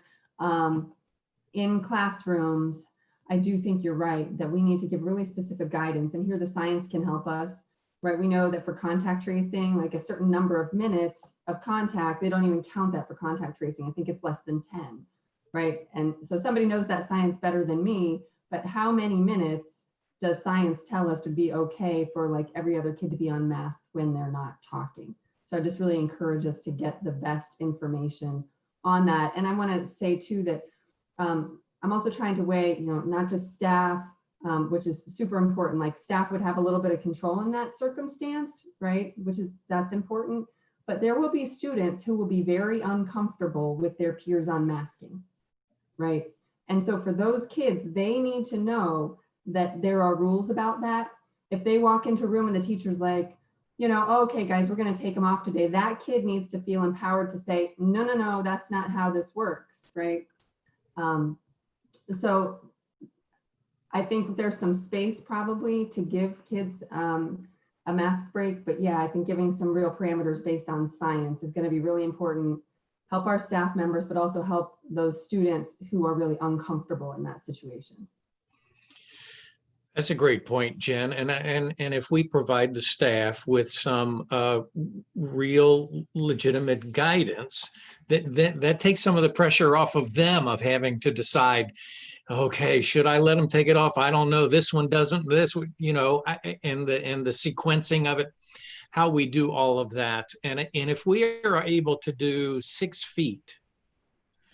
I don't want to dive too deeply into it, but I believe the pediatricians in their document were saying that if you cannot do 6 feet, if it's closer to 3 or 4 feet, that is good. I don't want us to go closer to 3 or 4 feet. I'm just saying, if we're trying to do 6 feet, and if we can offer a breather, pun intended, if we can do a breather at some point in that day, in that classroom moment, I think that's a legit idea. Tracy? So I attended an AIA architectural Zoom call a week or so ago, and it was really interesting. They talked about different ideas for schools looking in this COVID environment, and they pushed 2 elementary school desks together and hooked them with C-clamps, and then they fitted them with plexiglass all the way around. I know that's super costly, right? Thinking about all of our elementary schools, but giving the kids the opportunity then to have, you know, their face out, the same thing with the teacher. I'm thinking about some of our special ed kids. Are we going to fit those smaller spaces, right, that have a couple kids in there dealing with those kids? Are we working on things like that? Absolutely. I think understanding again to specialized classrooms, small group instruction, it may be for those places some cost, but the ability to refit the classroom with those barriers makes a lot of sense. So I think it would be difficult to do across the entire district in all classrooms, but I think it is, there are going to be specific classroom spaces where that's going to be needed. And I think there's also some other parts of the school buildings where that's going to be necessary. For example, those same kind of shields at office desks, you know, attendance clerks and main office desks and wherever else. So I think we're gonna need to look at that as well, fitting some places. Sorry. Go ahead. No, go ahead. A space for a teacher. So the kids can see the teacher's face and smile. So I don't know if it's a podium or even something they could wheel around desk to desk, a walker, right? You could retrofit a walker. I know I'm getting crazy here, but I'm thinking of just ways, especially for those younger kiddos. I'm worried about that. I think we will probably get from some of our really creative staff members ideas like that they want to bring forward. And I would encourage us early on to say to teachers, here's a district solution that we're applying. If you have an alternative or an additional solution you'd like to bring forward, let us know. And whether or not we can support that financially or it's something you want to do on your own that we're approving. But I think we could have a team in place to consider those kinds of requests from people. Because I think there's some, you know, some great options out there, like you just said. And I think we're gonna have some people, I know, some people out there are gonna bring that forward. And I think we should build that in. I anticipate designating a team at the district level whose responsibility on a daily basis is to vet anything that's coming to us. Because there's gonna be things that happen in schools. I don't want to sidetrack us, but let's take, for example, the question of what do we do when we get a report that a student or staff member was in our building and tested positive. This is the murky spot everybody's really going to start honing in on. And so what I know is the health department has a role and responsibility in that. But I asked the Delaware County Health Department, talk to me about the timeline it takes for contact tracing. Because if I have a 7th grader, we have a 7th grader walk in the building who we find out at 4 o'clock that afternoon tested positive and rode the bus and came into school and went to classes. Delaware County says, we're going to start contact tracing. I got kids coming in the building the next day who were exposed. We're going to need to make some collaborate with other people to make some really fast short-term decisions as well as the long-term decisions. So I think I can see that, and a team like that functioning for these kinds of requests, like Mrs. Davidson suggested, that might come from people that are really creative and inventive to help them perform their job at a higher level. And I want to encourage that. So I think we could build that in. I like that idea. Thank you. It sounds like we have some consensus there, but I think we're still looking at the pre-K grade 2 piece, right? What are your kind of collective thoughts there? What do you want to bring forward?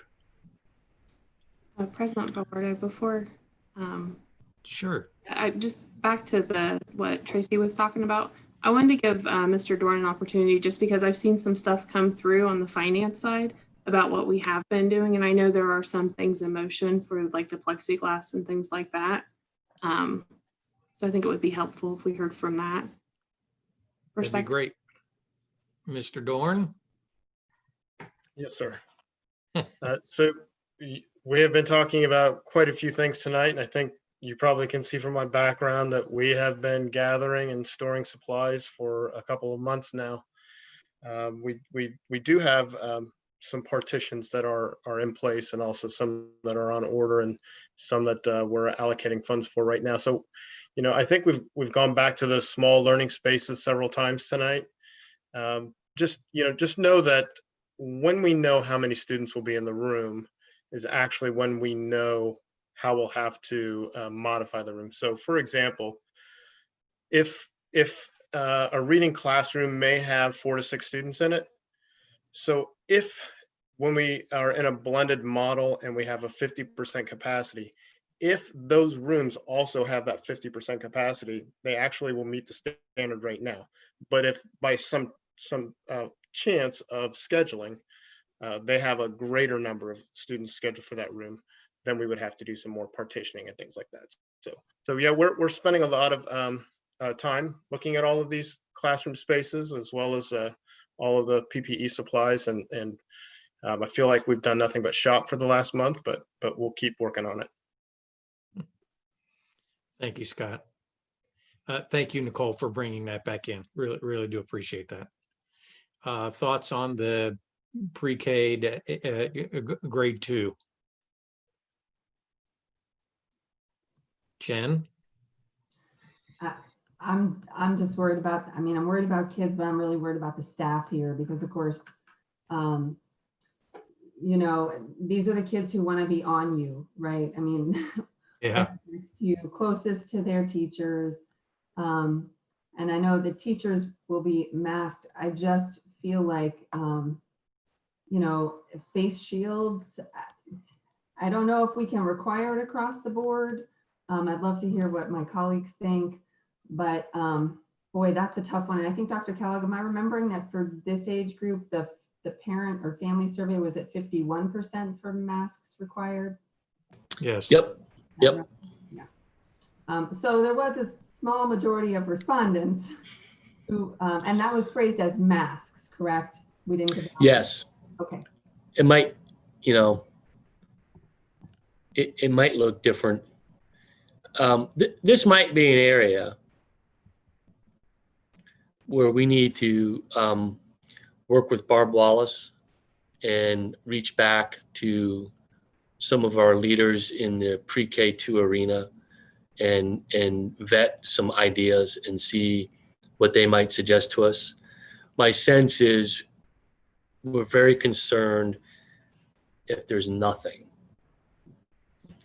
And so in absence of nothing, what might be a viable option? I think this is an area where maybe we agree we need to go get some more research done and see what we could put in place.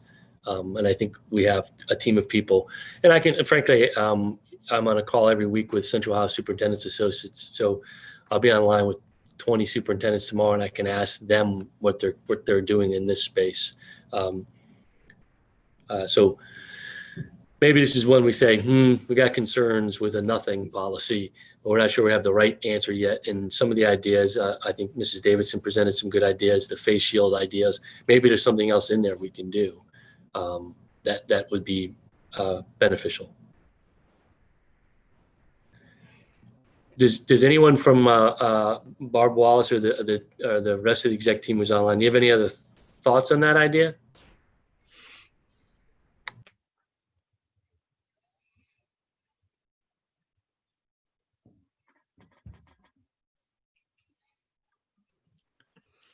In the words of President Velardo, hearing none.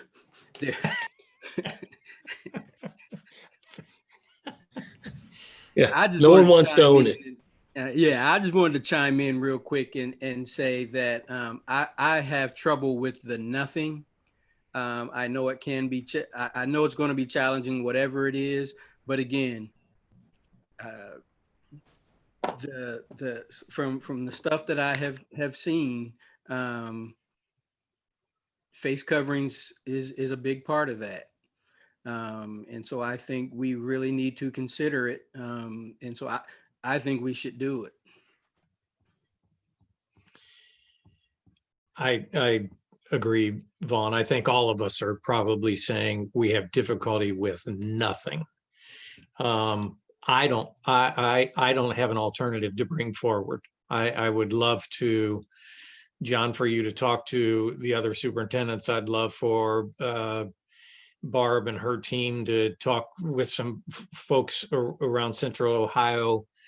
I'm just thinking of mine, if they were in K1 and 2 and masks, every day's Halloween and they put on their Hulk mask maybe, but I don't know how else you do that, but they've got to have something. Because in the words of Vice President Bell, the credible medical people are saying that masks are important.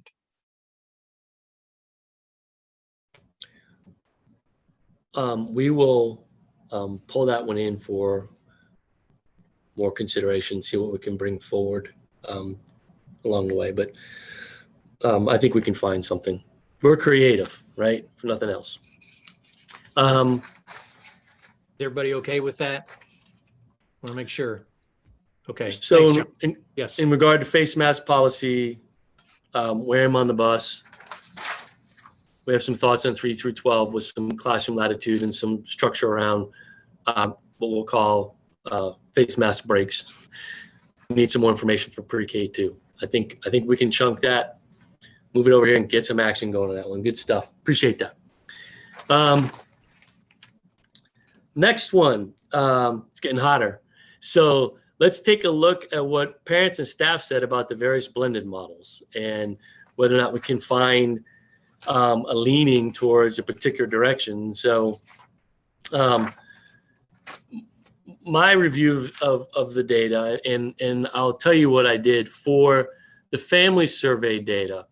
There were really 3 models we test drove. One was the idea of alternating weeks. So cohort of kids for 1 week, then they're off and the other cohort comes in. The other one we looked at was A day, B day. So half the A day, then B day, then A day, then B day. And the other one was you come in for 2 days, the day off, the other 2, then the other half comes in for 2 days. Within the families, there seemed to be a slightly heavier preference for the alternating weeks model. At the pre-K2, coupling together strongly agree and agree on that Likert scale. 51% strongly agreed or agreed with that model. 32% disagreed or strongly disagreed. 16% were neutral.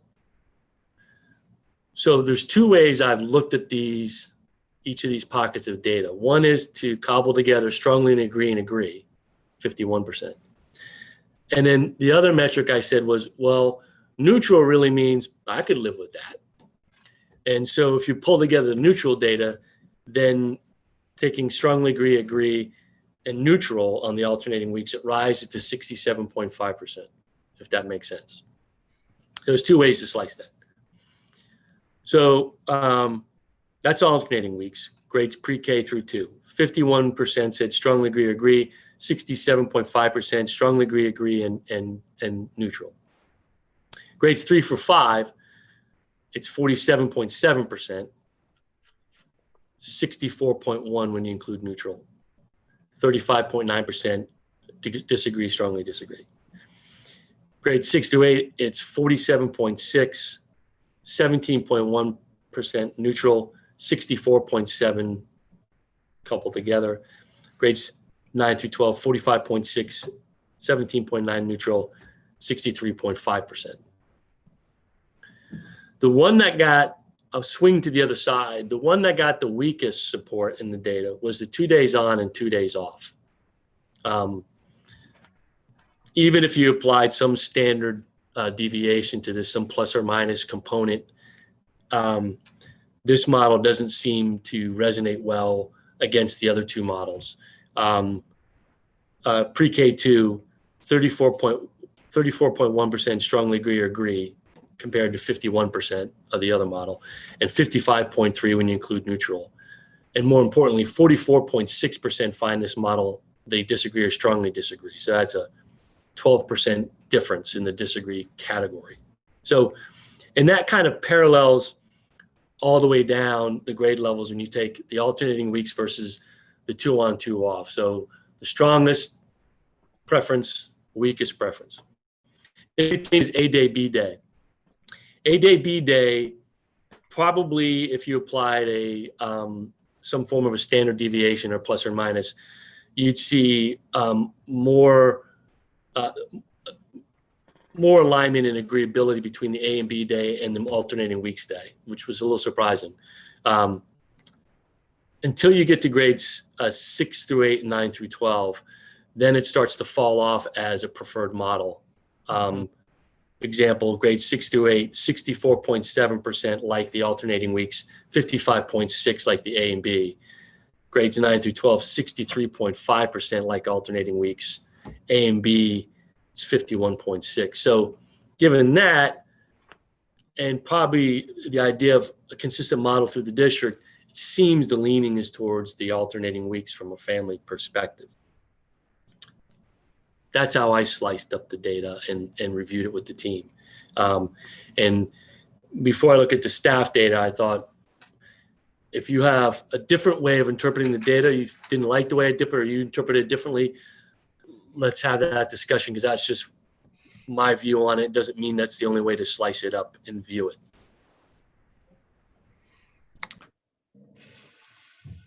Yes, Jen. It's me again. It's,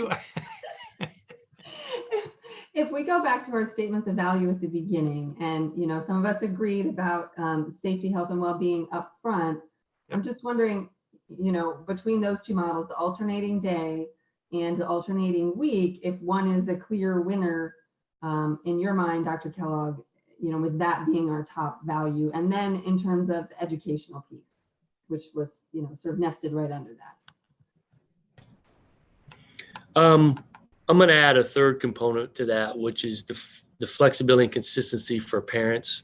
I think that's where the heavy weight to the alternating weeks. I'm a long time removed from having kids in the system. So those of you with younger children may see this from that lens. I know Ms. Marshall had thoughts on this, and so as a mom, and I think that's important. So I understand how I have that in my life anymore. I think from a family disruption, consistency, that's where that comes from. I know that this week I have to get childcare. The other models, it's going to fluctuate within the week. That's a little bit harder for me. Maybe that's interpreted. Safety and health. It would seem to me that an alternating week model, where you have 50% of the students, in essence, you are cohorting for that 9-day period, because you got a weekend on each end, a group of students into the buildings. And if there's an event within that week, you've shrunk the population of kids that you're dealing with around that issue. In both models, between days, we got to do cleaning, come back through and wipe down, do all the other pieces. But my sense is, and we could vet this again with health department and see what they think. My sense is the first model, might be a little bit better in terms of the safety and well-being, but I don't propose to be an expert. So that's how I view it. I don't know how others view it. Jen, did you have a thought on how you would view that, or were you just really kind of diving in? Oh, I got 3 kids in school, so you know, having conversations with parents. I actually had a parent call me not long before this meeting to talk about what happens to kids, you know, 'cause she's a younger child, when they're not in school. And so I did sort of pose the question, and you know, I think you're right in that it just feels a little easier to say, hey, I need childcare this week, right? And then next week my kid will be in school, and you sort of share a spot even with somebody, right? My kid's here this week, your kid's in childcare the next week, and so that feels kind of seamless. I would be remiss if I didn't say, this is a little bit off the topic, but just that this particular parent asked, please do something to coordinate with childcare centers or put them some guidance out in terms of like what we're expecting children to be doing when they're not in the school building, so that parents kind of know they can say to their other childcare provider, hey, this is what my kid's supposed to be doing. Like, can you make this happen, right? So that was just a request I want to make sure we get out there. But I do think that consistency, I think that's a big driver, especially for parents of younger children. I also know I don't really look forward to having a teenager have to wake up early one day and let him sleep in. No, I'm just kidding. But I think consistency is really helpful. And I would love to hear what the health departments say about whether there is a significant benefit to cohorting kids by week. Thanks, Jen. Nance. I'm questioning in my head a little bit. I totally am in agreement that the consistency piece really matters. It's how the consistency is defined. I'm wondering about the educational achievement levels. You know, if we are on a week and then, you know, physical a week and remote a week, then what does that actually do to the need to reteach, bring people up to speed when they come back into the building? You know, as I think about engagement levels and consistency of engagement levels over time with remote learning, it concerns me about what being on a week, off a week, on a week, off a week will do to that educational forward motion. And I don't have an answer, but it's something that I've been wrestling with in my head quite a bit, and actually am rather eager to hear from our pros about it. I think when we were discussing this today and thinking about it, the challenge here, as we'll see when we look at the staff data and the disconnect between the two preferences, may be the educational piece, in that on the alternating weeks model for a teacher, I have to plan something to keep kids engaged for the whole next week. On an A day, B day, or 2 days on, 2 days off, I have to provide them enough for that next day or 2 days, which probably looks different from a planning perspective and what students have to do and the learning gaps. But both those models now, you can see I've done a lot of thinking on this one. In the 2 days on, 2 days off, if the same kids have the same 2 days, say Monday, Tuesday, then they've got 3 days off plus a weekend. That's 5 days. Then they're back with the teacher again. Unless, and we do something with Friday. So I think what I've been balancing in my head is what the preference of the parents seems to be from a family lifestyle management question. And then aligning that and the safety stuff, and then aligning that to the educational needs. And I think that's where we see the difference between what parents said and teachers said.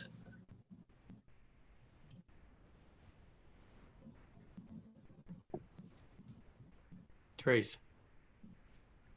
So a couple of things. When I look at the 5 days on and 5 days off, I like the idea of a kid connecting with an adult and establishing a strong relationship, not knowing, right, what the next week or the next month is going to hold, right? We don't know if things will get shut down again. So I like that idea of them really establishing a bond.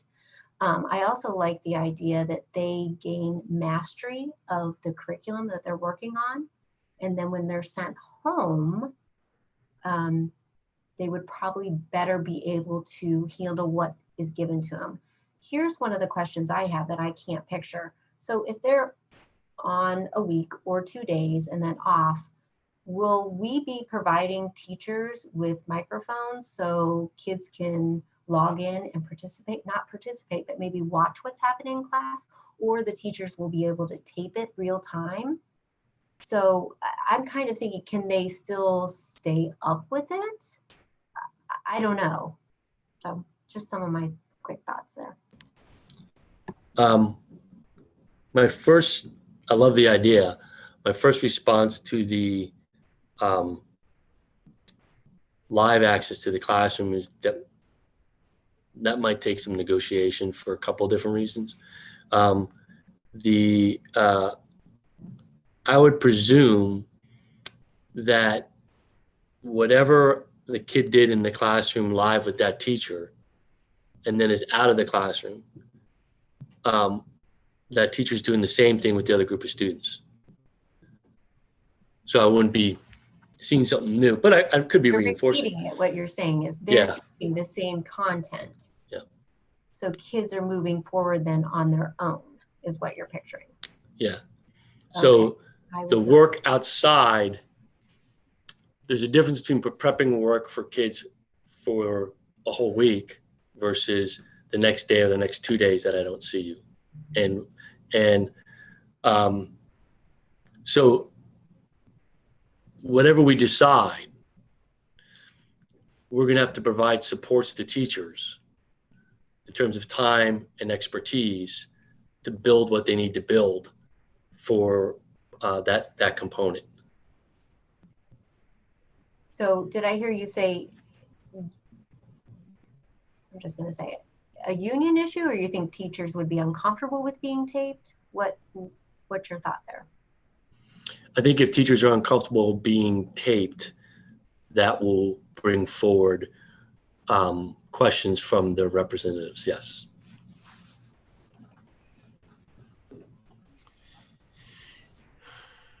But just so, go ahead. No, go ahead, John. There's no harm in ever asking. So Sure. But I do think that big question of whatever model we choose, there's a component where the kids are not in class that teachers have to prepare them for. What does that look like, and how do we support teachers in building that? Because now essentially my Algebra 1 class is my direct instruction class, and then the stuff I have to put together for those kids who are not in direct instruction and monitor that as well. We have to bake that into the plan in terms of teachers' ability to do that. And that may mean consideration for not having kids every day of the week, which is one of the suggestions, right? We go 2 days on, 2 days off with 1 day of the week where teachers are just preparing and monitoring and doing those things. Same thing in an A day, B day. Alternating weeks might be 4 days on with 1 day off, 4 days on with 1 day off. So teacher can do that work because they're cycling both of these at the same time. It may look like something like shortening the length of the day to provide teachers more time at the end of every day so they can do some of that work to prepare for that component. Because this is no longer, I'm just preparing for online or just in class. I'm now trying to do both. And I think as we see, leading into the teacher preference, I think some of their preference is from that mindset of, it would be easier for me to give 2 days. I see you for 2 days. At the end of the second day, here's what I need you to do and get this done by the next time I see you. In a 5-day model, that looks very different. And I think that's the difference, my guess. Does that make sense? And Barb and Scott, if either of you have thoughts on what we're talking about, feel free to add them. I don't mean to speak for you. You've been having conversations with people.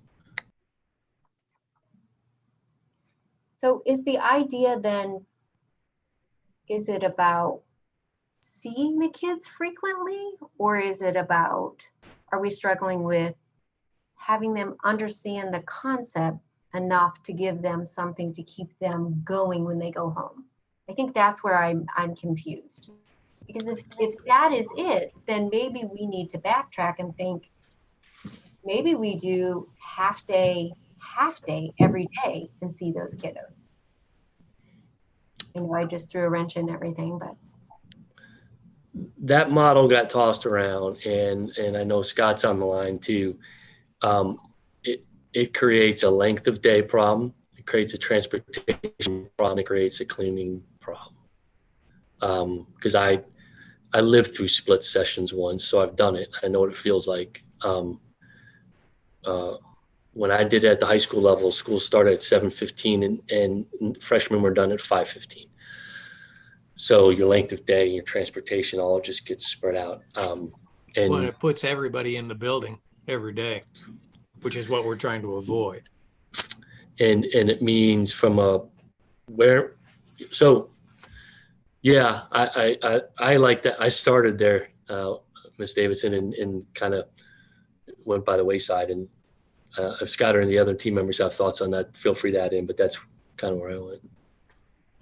Yeah, I know, Dr. Kellogg, we talked a little bit, and every model in our group that's looking at the beginning of the year, Mr. Velardo, I think you said this very eloquently, that there's just there's just no perfect choice. There are pros and cons with every choice that we have. And when you look at the three we've kind of put out to our parents, being week on, week off, every other day, or 2 days on, 2 days off, I think the one that's the most helter skelter for both teachers and parents might be the every other day. I can imagine that being a childcare nightmare and no kind of continuity. The least amount of distance you have between when a teacher and a student sees each other lessens the stress of the disparities that we've discovered this last spring that we have with devices and connectivity, because a teacher that's going to see a kid every other day or every 2 days might be able to fashion something very valuable for that student to do at home. Whereas when you have a week, that probably is the easiest for childcare, especially for younger parents, younger teachers with parents who are parents. But that ups the stress of the remote learning and things that they have students to do.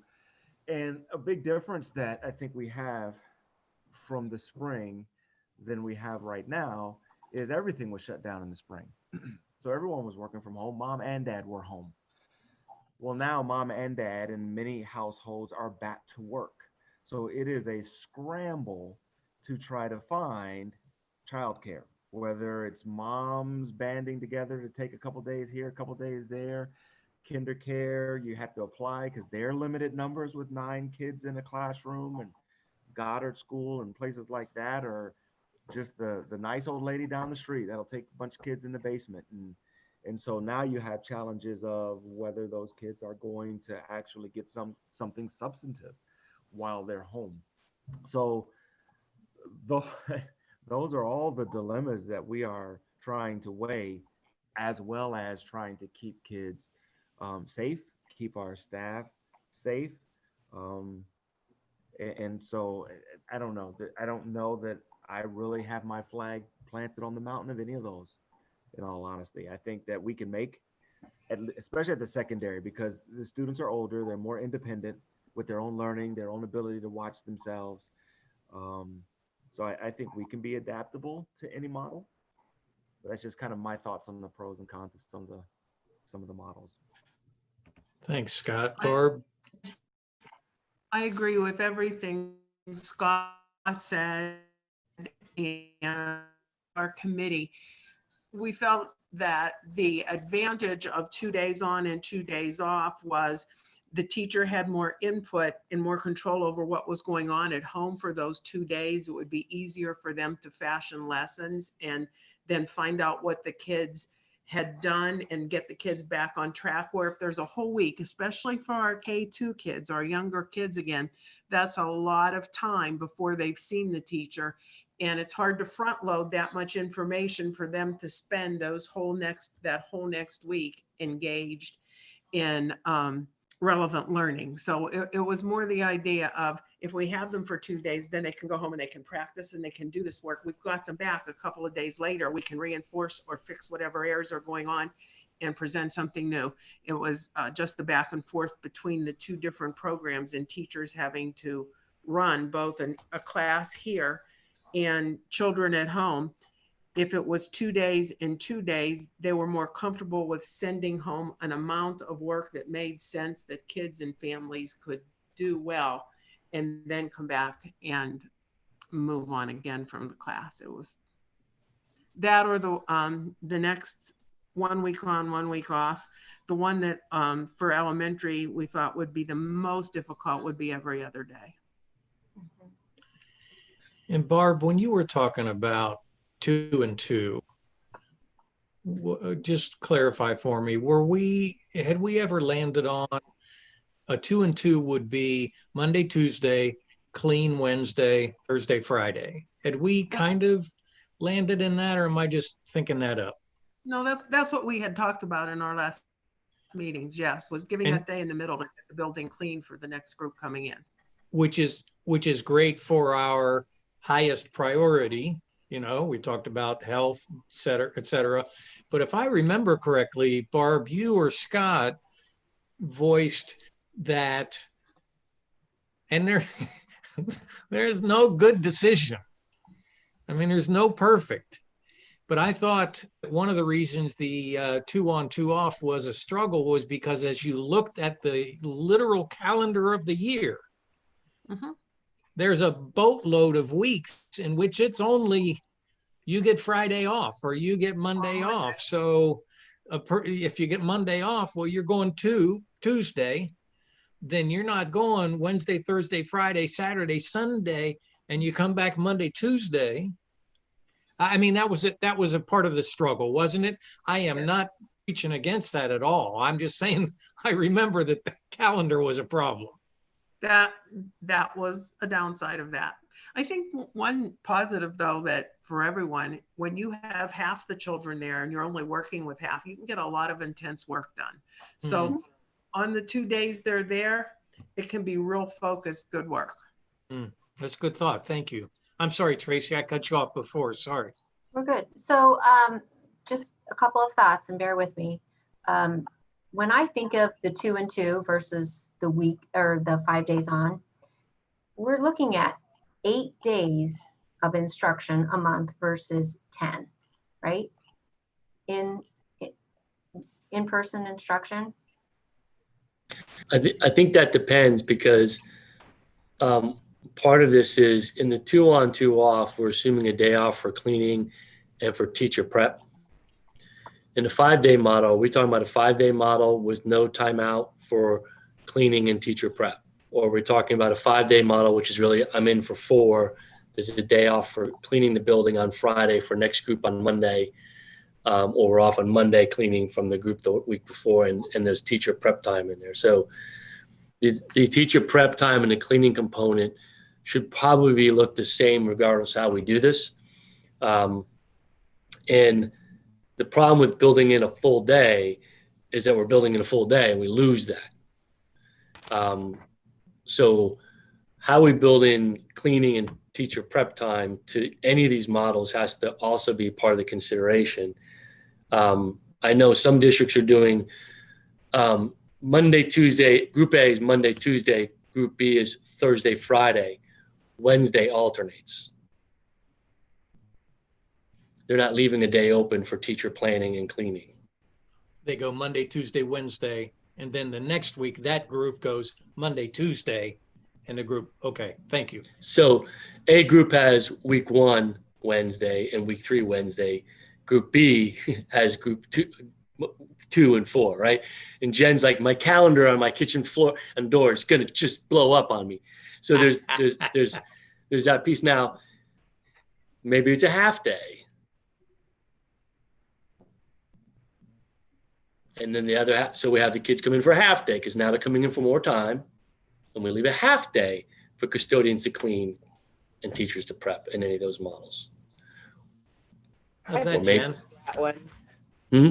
I really struggle with that one. I think that the minor benefit, if benefit at all, we would receive on that isn't worth the inconsistency. I also think that given what we are asking our teachers to do this year, we need to give them as much planning time as we possibly can. So, you know,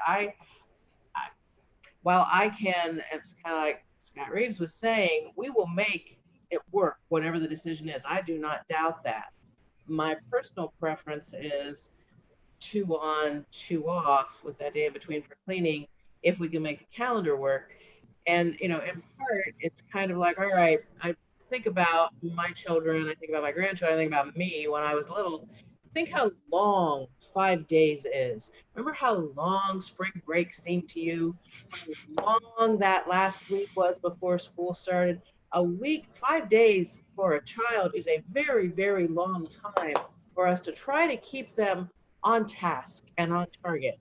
And unless we had a whole army of aides or other teachers, somebody to work with these kids nonstop while they're off, I just can't see our return being what we hope it would be if kids are off 5 days. Even though we know that theoretically they're supposed to be doing this particular amount of work, they're supposed to be engaged this particular amount of time in these particular ways. It's great and it's a beautiful design, but I think that the implementation of it might not be what we want it to be, particularly at the elementary level. So I am leaning more and more toward 2 on and 2 at home with a day for planning, at least a day for planning for our teachers' sake, our staff's sake, and for the educational achievement of the kids' sake.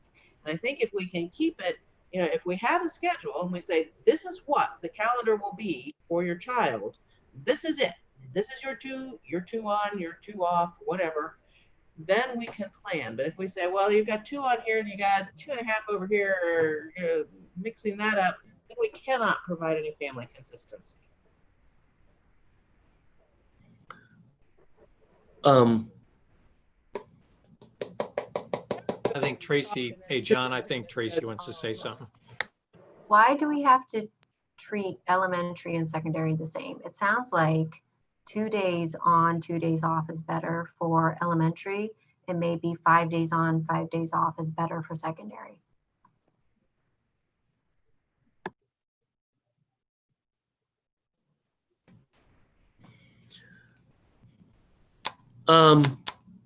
Top of my head, I can't think of anything. I don't think it affects transportation. It might affect families. Mhm. If a family has a Who's caring for? elementary, right, and has a 2 on, 2 off, and has a high schooler this week on, this week off, it might. But I mean, it's a great question. Is there a health and or educational reason, not a convenience reason? As important as that is, Jen's got, what do you have, 7 kids in school now, Jen? She's got 3. Feels like 100. I'm sure it does sometimes. So not that convenience is unimportant, but we've said that's not our highest priority. It is the health and the education at this point. So as we look through that lens, what makes the best sense? If I could say something about that, I have asked that same question many times because I know that my elementary school kid and my older kids, they don't need the same things academically. So academically, it makes a lot of sense to not force them to be on the same schedule. I do think there's a well-being issue in that, so my family's particular situation, but I know it's for many others too, I would then have a fifth grader who would be alone some days, right? Because her older siblings would be at school. So do I feel comfortable with a fifth grader alone, or what if it's a second grader or a first grader? So I don't think it's just convenience. I do think there are families for whom the option that for whatever reason makes the most sense for them is going to be that kid is by themselves. So I'm weighing that. I had, but that question has been on my mind. Why do they need to be the same schedule? And so I really would love for people, not necessarily here, but for other people to think that through and then maybe come back to us.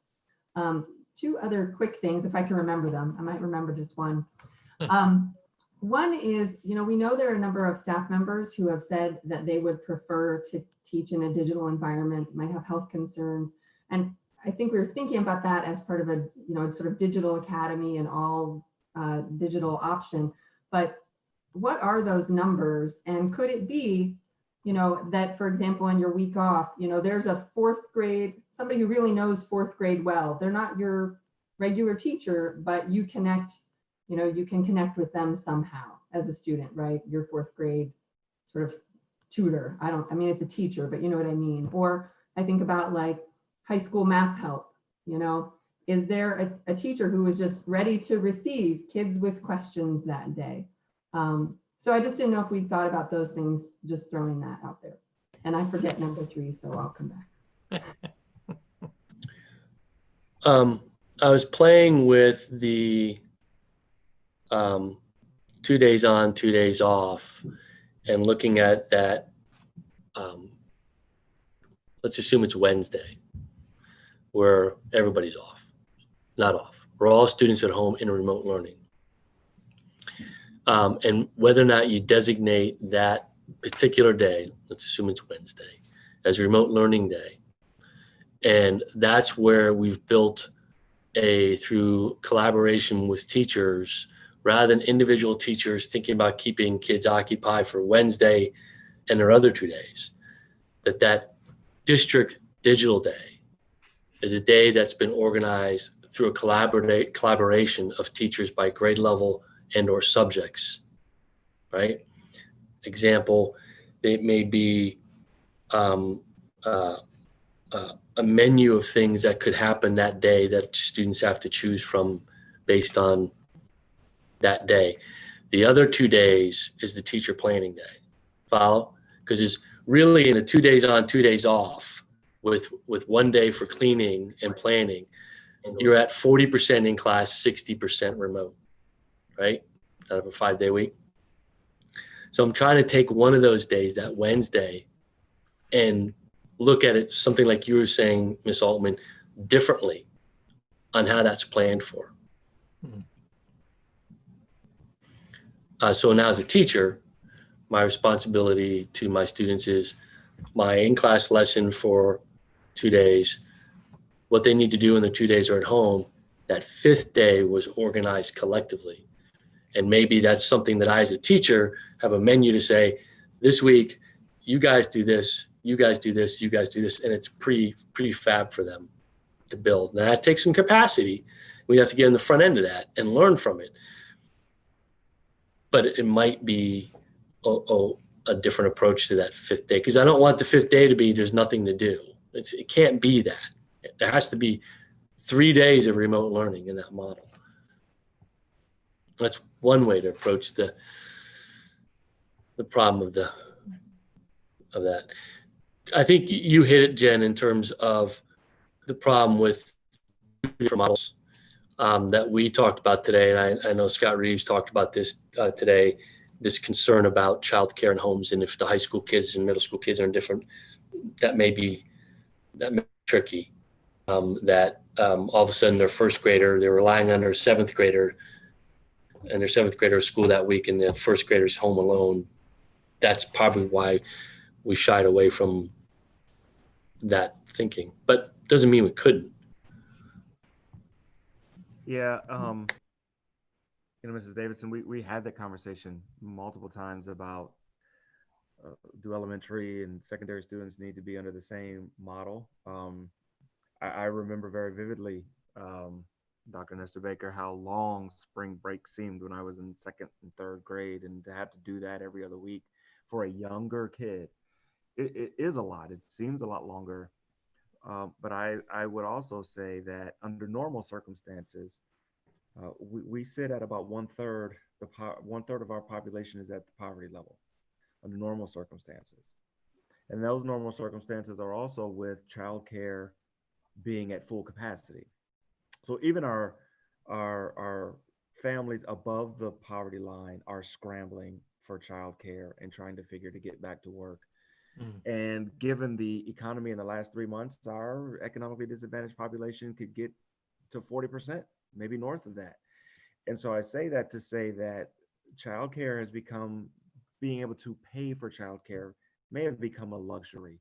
And as Dr. Kellogg pointed out, and looking at some of the parent data, we have a lot of families with multiple kids in our district, some of whom on this virtual meeting here. And we could be putting our students, our younger students, in a significantly unsafe situation whose parents are dependent upon even the 8th grade child to care for the 4th grade child. And so for us, and understanding that, that's kind of what led us to have a common K-12 model. That was our thinking behind it. Thank you, Scott. Jen? I remembered my other concern. I'm a little slow. So convenience, it can't be our number one. It's not. Again, this is sort of a well-being piece. A concern I have with 2 days on, everybody off premises Wednesday, and then the other cohort Thursday, Friday, is if you think about finding childcare on Wednesday, when every single kid in this district needs childcare, that feels almost impossible. There's not going to be capacity on Wednesdays for families to have kids in safe situations. So that was the other piece I just wanted to mention. That's a great thought, Jen. I can just see that curve just really shooting up. Nancy, I think you should voice the idea about getting community entities aware of our schedule and saying to churches and et cetera, and say, hey, as soon as we are comfortable with a decision, I'm not pushing anything, but getting that word out and saying, hey, Wednesday is a big deal, folks. Do you want to share that a little bit, Nance? Yeah, Rick and I were talking, and I told him that in my mind, about the only way this is going to reach the level of success that we know it needs to reach is if our community also embraces the needs of all of these children. So for example, maybe we reach out to our larger faith-based institutions. Maybe we reach out to all of our social service agencies, and we lay out for them, here is what we are going to do as a school. We need your help. What might you be able to do? Might you be able within your church to, for a short period of time, a year, a school year at this point in time, could a center be developed in a multi-purpose room at one of the churches, for example? How might we be able to work with our community partners, with those who live, worship, play, work in this particular community, to help parents and help the schools meet the needs of our children who, through no fault of their own, are in a very, very difficult situation educationally. So, when I look at family needs, and they're very real, and we talk about convenience, and we all know that that's not quite the word that any of us mean. There are genuine needs on the parts of families as regards who's going to take care of those children. And if we have, as Scott was talking about, the 8th grader who's taking care of the 2nd grader, then the 8th grader's not getting his or her work done either. So how might we partner with our partners to provide other opportunities? because childcare, even if it's a week on, a week off, the childcare system can't handle it because of their own restrictions at this point in time. We need other help. We need to actively work with our partners, our institutional partners, as well as working with the families and so forth who may be watching additional children. So that's what I was talking to Rick about. And when we land where we need to be educationally as well as health and safety wise, when we land on what the break is going to be as regards on premises and off premises, then we need to immediately turn to our community and say, well, we need your help. Be creative with us in helping to identify ways that our children can have their needs met as well.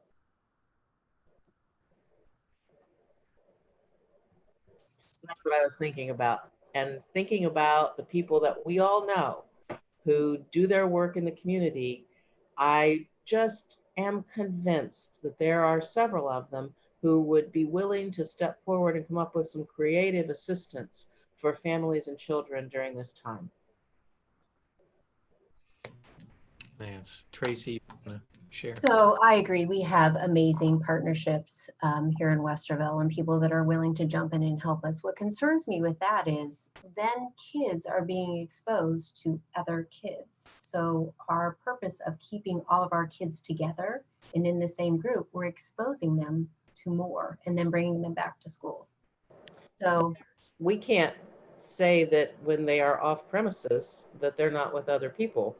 They may be with the nice lady down the street who has 15 kids that she's watching. You know, we don't know where those child care situations will be. And if they're in a child care center, the same thing will happen. You know, our children will need to have care and they will need to have other arrangements made for them. We can't govern those, and we cannot assume that when they're not with us, they are holed up in their house. I absolutely hear you. I think I was headed down a different path thinking if we're sending our kiddos off to these larger spaces at some point, and maybe it is the levels of the counties that we're looking at that are have higher cases, maybe we just keep all of our kids in. Maybe we just do a Pickerington and everyone goes back to school and wears masks. I don't know. There's less exposure that way, right? If you're sending them off to different childcare places? I don't really see how there can be less exposure because they don't live in the school. You know, they're out of the school building as soon as they leave us. They're out of the school building on the weekends. They're out of the school building in the evenings. They're going to be exposed unless we keep them in a bubble, all of our, you know, all our own. So while I totally understand what Pickerington's doing, and you know, that, you know, when I read that, it's like, yeah, I think we ought to consider that. Then I began to think, well, but they're going to be bringing in all of the exposures that they're getting in their community and in their suburb and in their apartment complex, you know, wherever they may be. So I think it's a difficult setting, and there is no particular, as Rick has said, there is no answer that is perfect or that meets all of the needs. But as soon as they're not with us, I would assume that they're going to be in other exposure situations fairly regularly. I agree. What if, go ahead. What if we eliminate that 1 day a week that people are off? Going back to, I know there's a district out there is going, like I said, A, B, with the 5th day rotating. And take so half the population now, so Wednesday isn't such an overload for all childcare, but it does fluctuate on who has to have childcare that day, but it's still only 50%. Does it provide us with the cleaning opportunity that we had talked about on a Wednesday? I'm not even against it using Wednesday as a swing, not against that at all. But if health is pretty high up there for us, and Wednesday is a deep dive cleaning, I'm just curious. That may be a adorn, et cetera, question. I don't know. It may be that in that model, we have to shrink the length of each of the 5 days to allow teacher planning time and additional time for cleaning, as opposed to 1 day concentrated. And that was the other reason I suggested Wednesday is a half day. Half the students, half day. Now you've, the child care piece, and okay, I'm going to go there for a second and I will stop myself.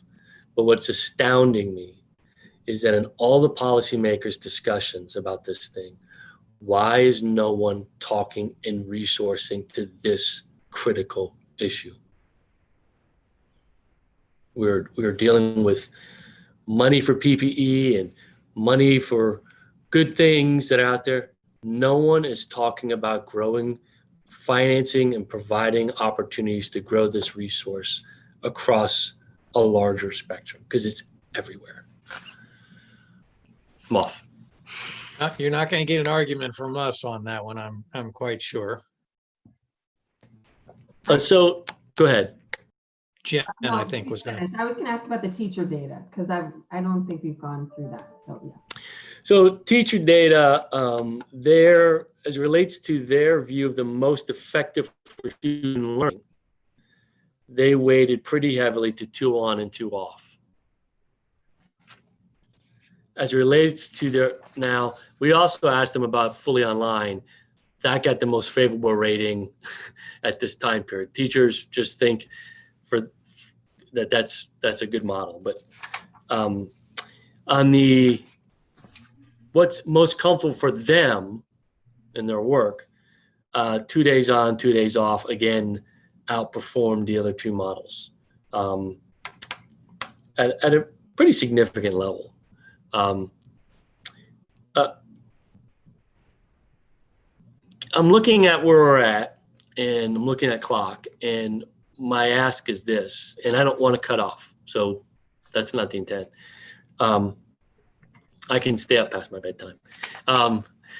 Do you want us to take back at least the 2 days on, 2 days off, and bring back some thoughts on what that might look like around the questions that you're asking, including reaching out to community partners to see if there is a shared interest in filling that childcare void if we have a day off, and looking at that model that doesn't include a day off in the middle of the week, and can we still do the cleaning and provide teacher the prep time the right way?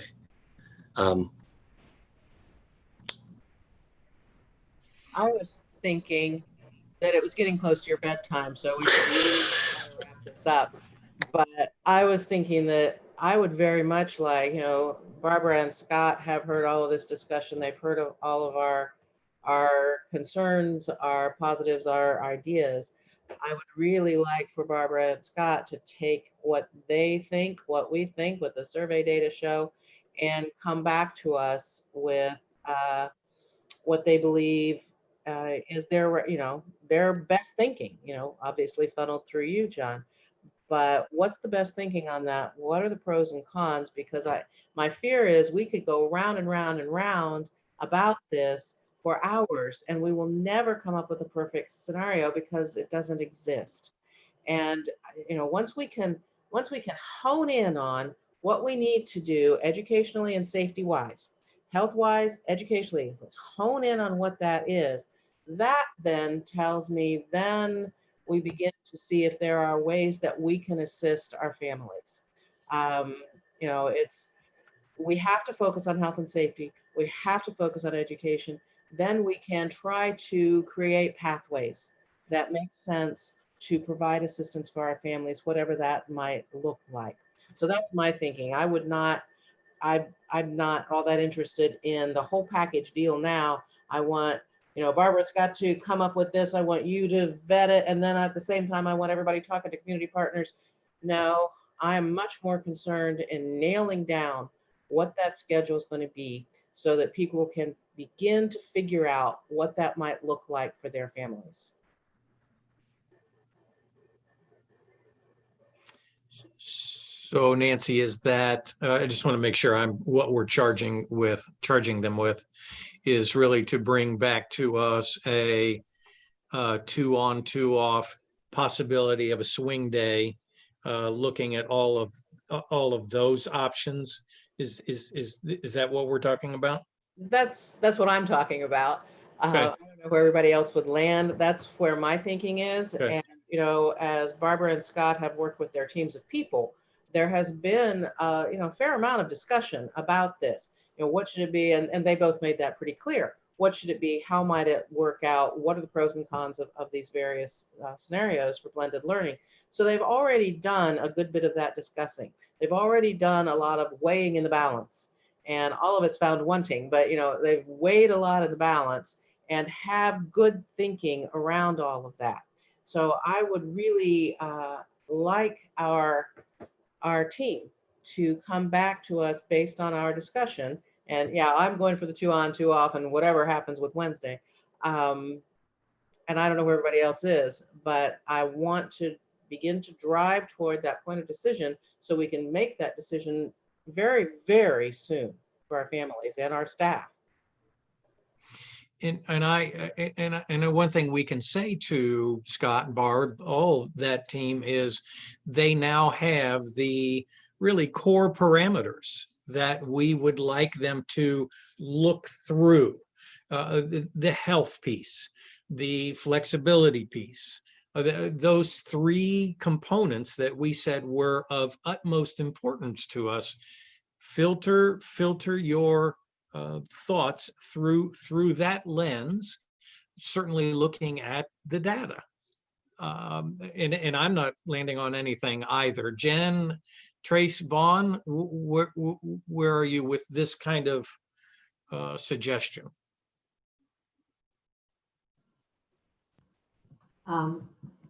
I am interested in getting Scott and Barb's team and their opinion on both the 2 on, 2 off and the week on, week off, and in addition, input from the health departments. Because if they see a significant benefit in, you know, you're here a week, then there's 2 days for kids to have symptoms show up and then they're back, you know, maybe that tips the balance. And we know that families really overwhelmingly, or at least a majority, really liked that. So I'm not quite ready to let go of that, but I would like to hear from the people who know the science, and then from our educators who really have been, you know, doing this is a tough one. It's so hard. Yeah. That's a great reminder, the health department piece of that. Thanks, Jen. Thank you. That's To that point, I'm on a call tomorrow morning with health department people and may have the opportunity to just see how they see that. But I think we can start from that. And if we see a leaning from that, I can feed back to you what we heard. And if we see a real point of differentiation, that may help drive us. If there's a equal sum game, then I think we go to the next level of pros and cons and what does that look like? Yeah. One other piece that I haven't I'm sorry.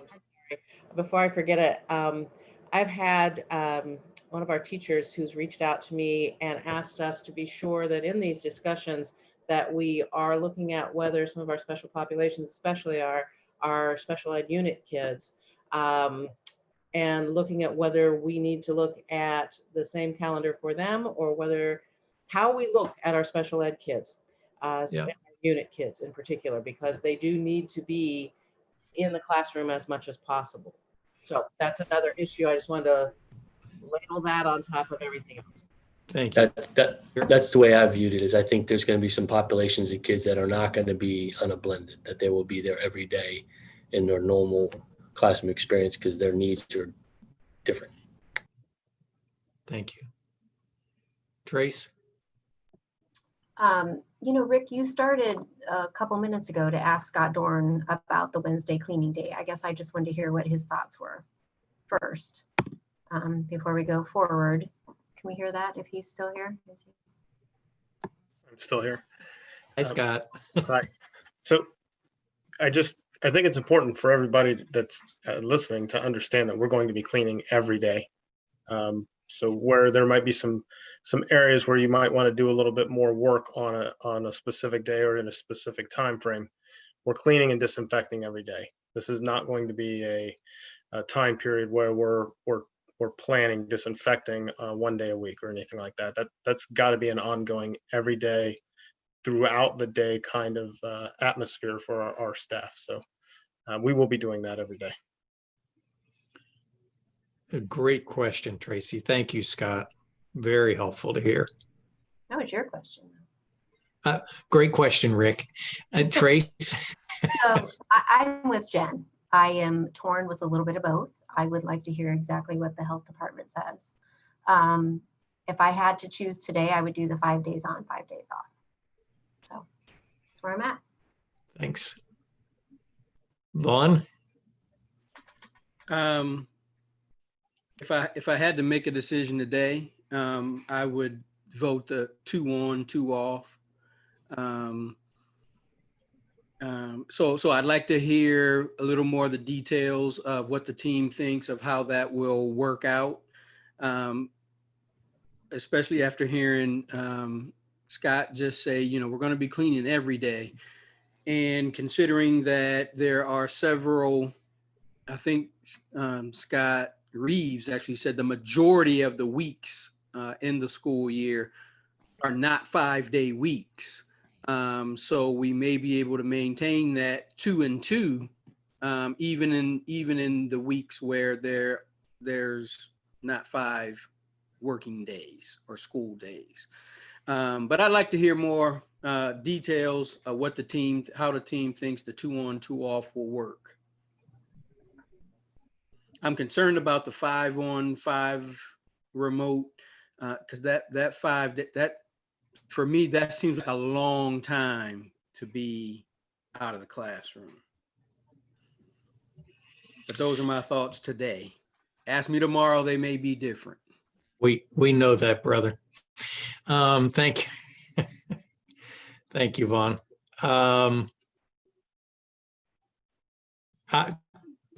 Really good thoughts on all that as well. I would probably land on having my child in school 7 days a week year round. So that's just where I would land with my particular children.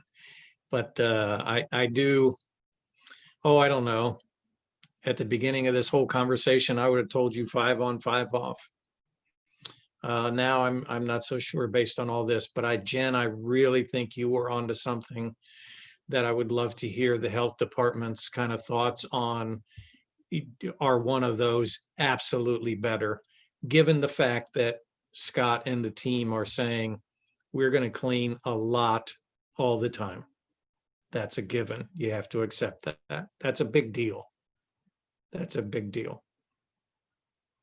And I will say to Nancy Nestor Baker, 1 week of spring break never seemed long enough to me. I don't know what school you went to, but it never seemed long enough to me. John? I don't know if there's clarity behind any of that or not. I'm going to do a wrap up, not intended to end, but to clarify where I think we're at on a couple issues, and then just open the floor to either other thoughts or whatever, or questions you might have. I think there are probably 1,000 other questions underneath these that are going to need to be addressed, and we know that and have a catalog. We continue to bring that forward. But for tonight, what I appreciate is you're moving us forward tremendously tonight. I think the team's going to feel a lot of relief tomorrow. We've indicated that based on what we know today, we're going to be blended. We have, going back to my notes, we've established that we want to see some kind of online option that's an off-ramp for anybody who is not excited about coming back under current conditions. We have established components of our face mask policy for 3 through 12 all the time. Look at how, working with the health department, could there be a system in place that describes how teachers could give kids a break when they're in the classroom. For pre-K through second grade, we want more information and see what other people are doing, but we're concerned that nothing's not a good idea. And then under the blended model, you looked at the data, you considered all the value statements we made.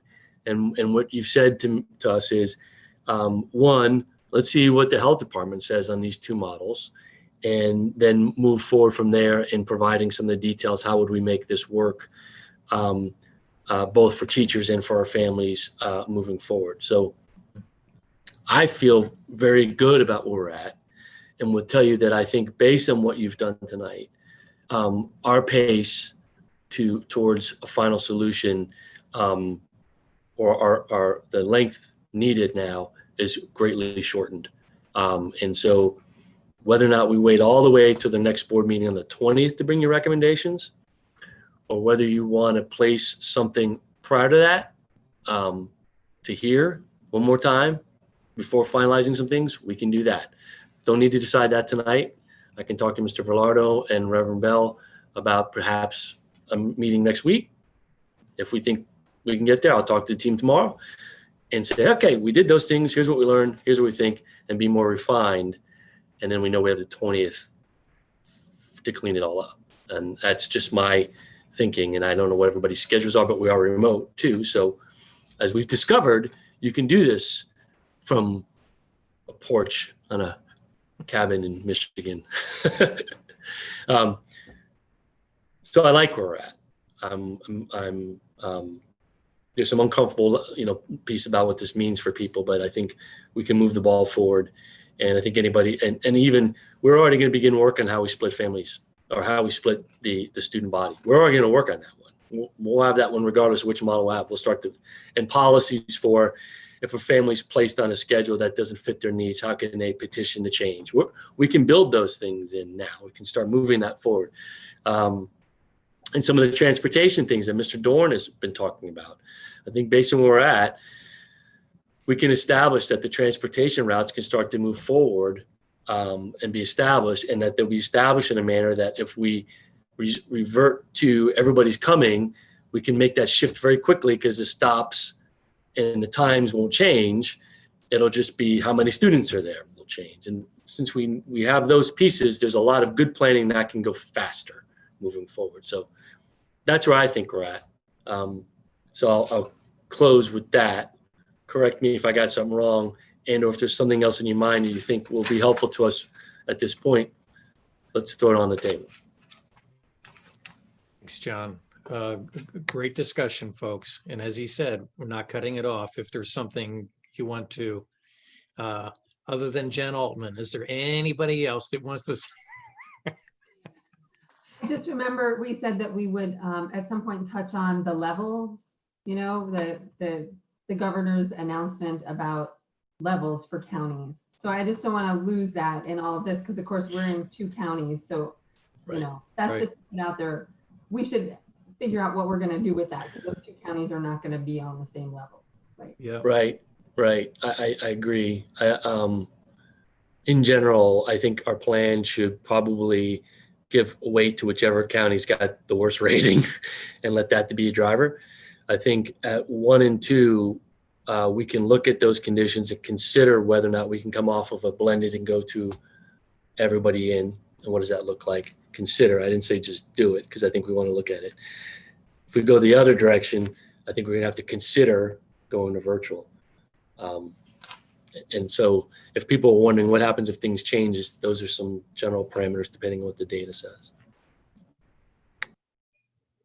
That's a great point, Jen. Thank you. The other piece I'm wondering if you can work with your team on is whether we need to adjust the starting time for the school year. Given what we're doing, what might we need to do with that? Because if we're going to do that, we should do that again sooner rather than later. I'm saying that all the time, sooner rather than later, seems to be my mantra. Yeah, we've looked at that from particularly as a teacher training component. There's going to be 2 pieces to this, right? So let's take one thing we talked about tonight. If our face mask policy gives allowance for teachers to give breaks under certain structures, we want to communicate and train that. We want to communicate and train what to do in your classroom to make sure it's clean for the next, make sure everything's okay for the next lesson. We need to, what are you going to do when you share devices? So there's a lot of teacher training in there beyond just the curriculum stuff that we need to build in. Whether or not we have enough time in our traditional schedule is questionable. So you're right, we may need to look at delaying the opening of school. We need to figure that out soon. That's in our repertoire of things to consider in these models. It's good, Nance. Thank you. Anything else, like at this point? I think there's been some really good discussion. I appreciate you all bringing forward ideas. And we will talk, I think, soon about the need to perhaps bring another board meeting before the one that's already scheduled 2 weeks from now. I think Nancy's on target, and I know we've all said people need to know, and we want them to know, but we want it to be a good informed decision too. John, thank you for all of that prep work and being willing to drive that through. Appreciate it a lot. Anything else at this point, friends, before I move back into the agenda? Okay. Moving on, agenda item 18, dates, times, locations. At this point, board will meet for sure, virtual meeting Monday, July 20, 2020, 6 p.m. Also August 10, 6 p.m. Those are scheduled at this point to be virtual meetings. And I already did board comments at the end of that section.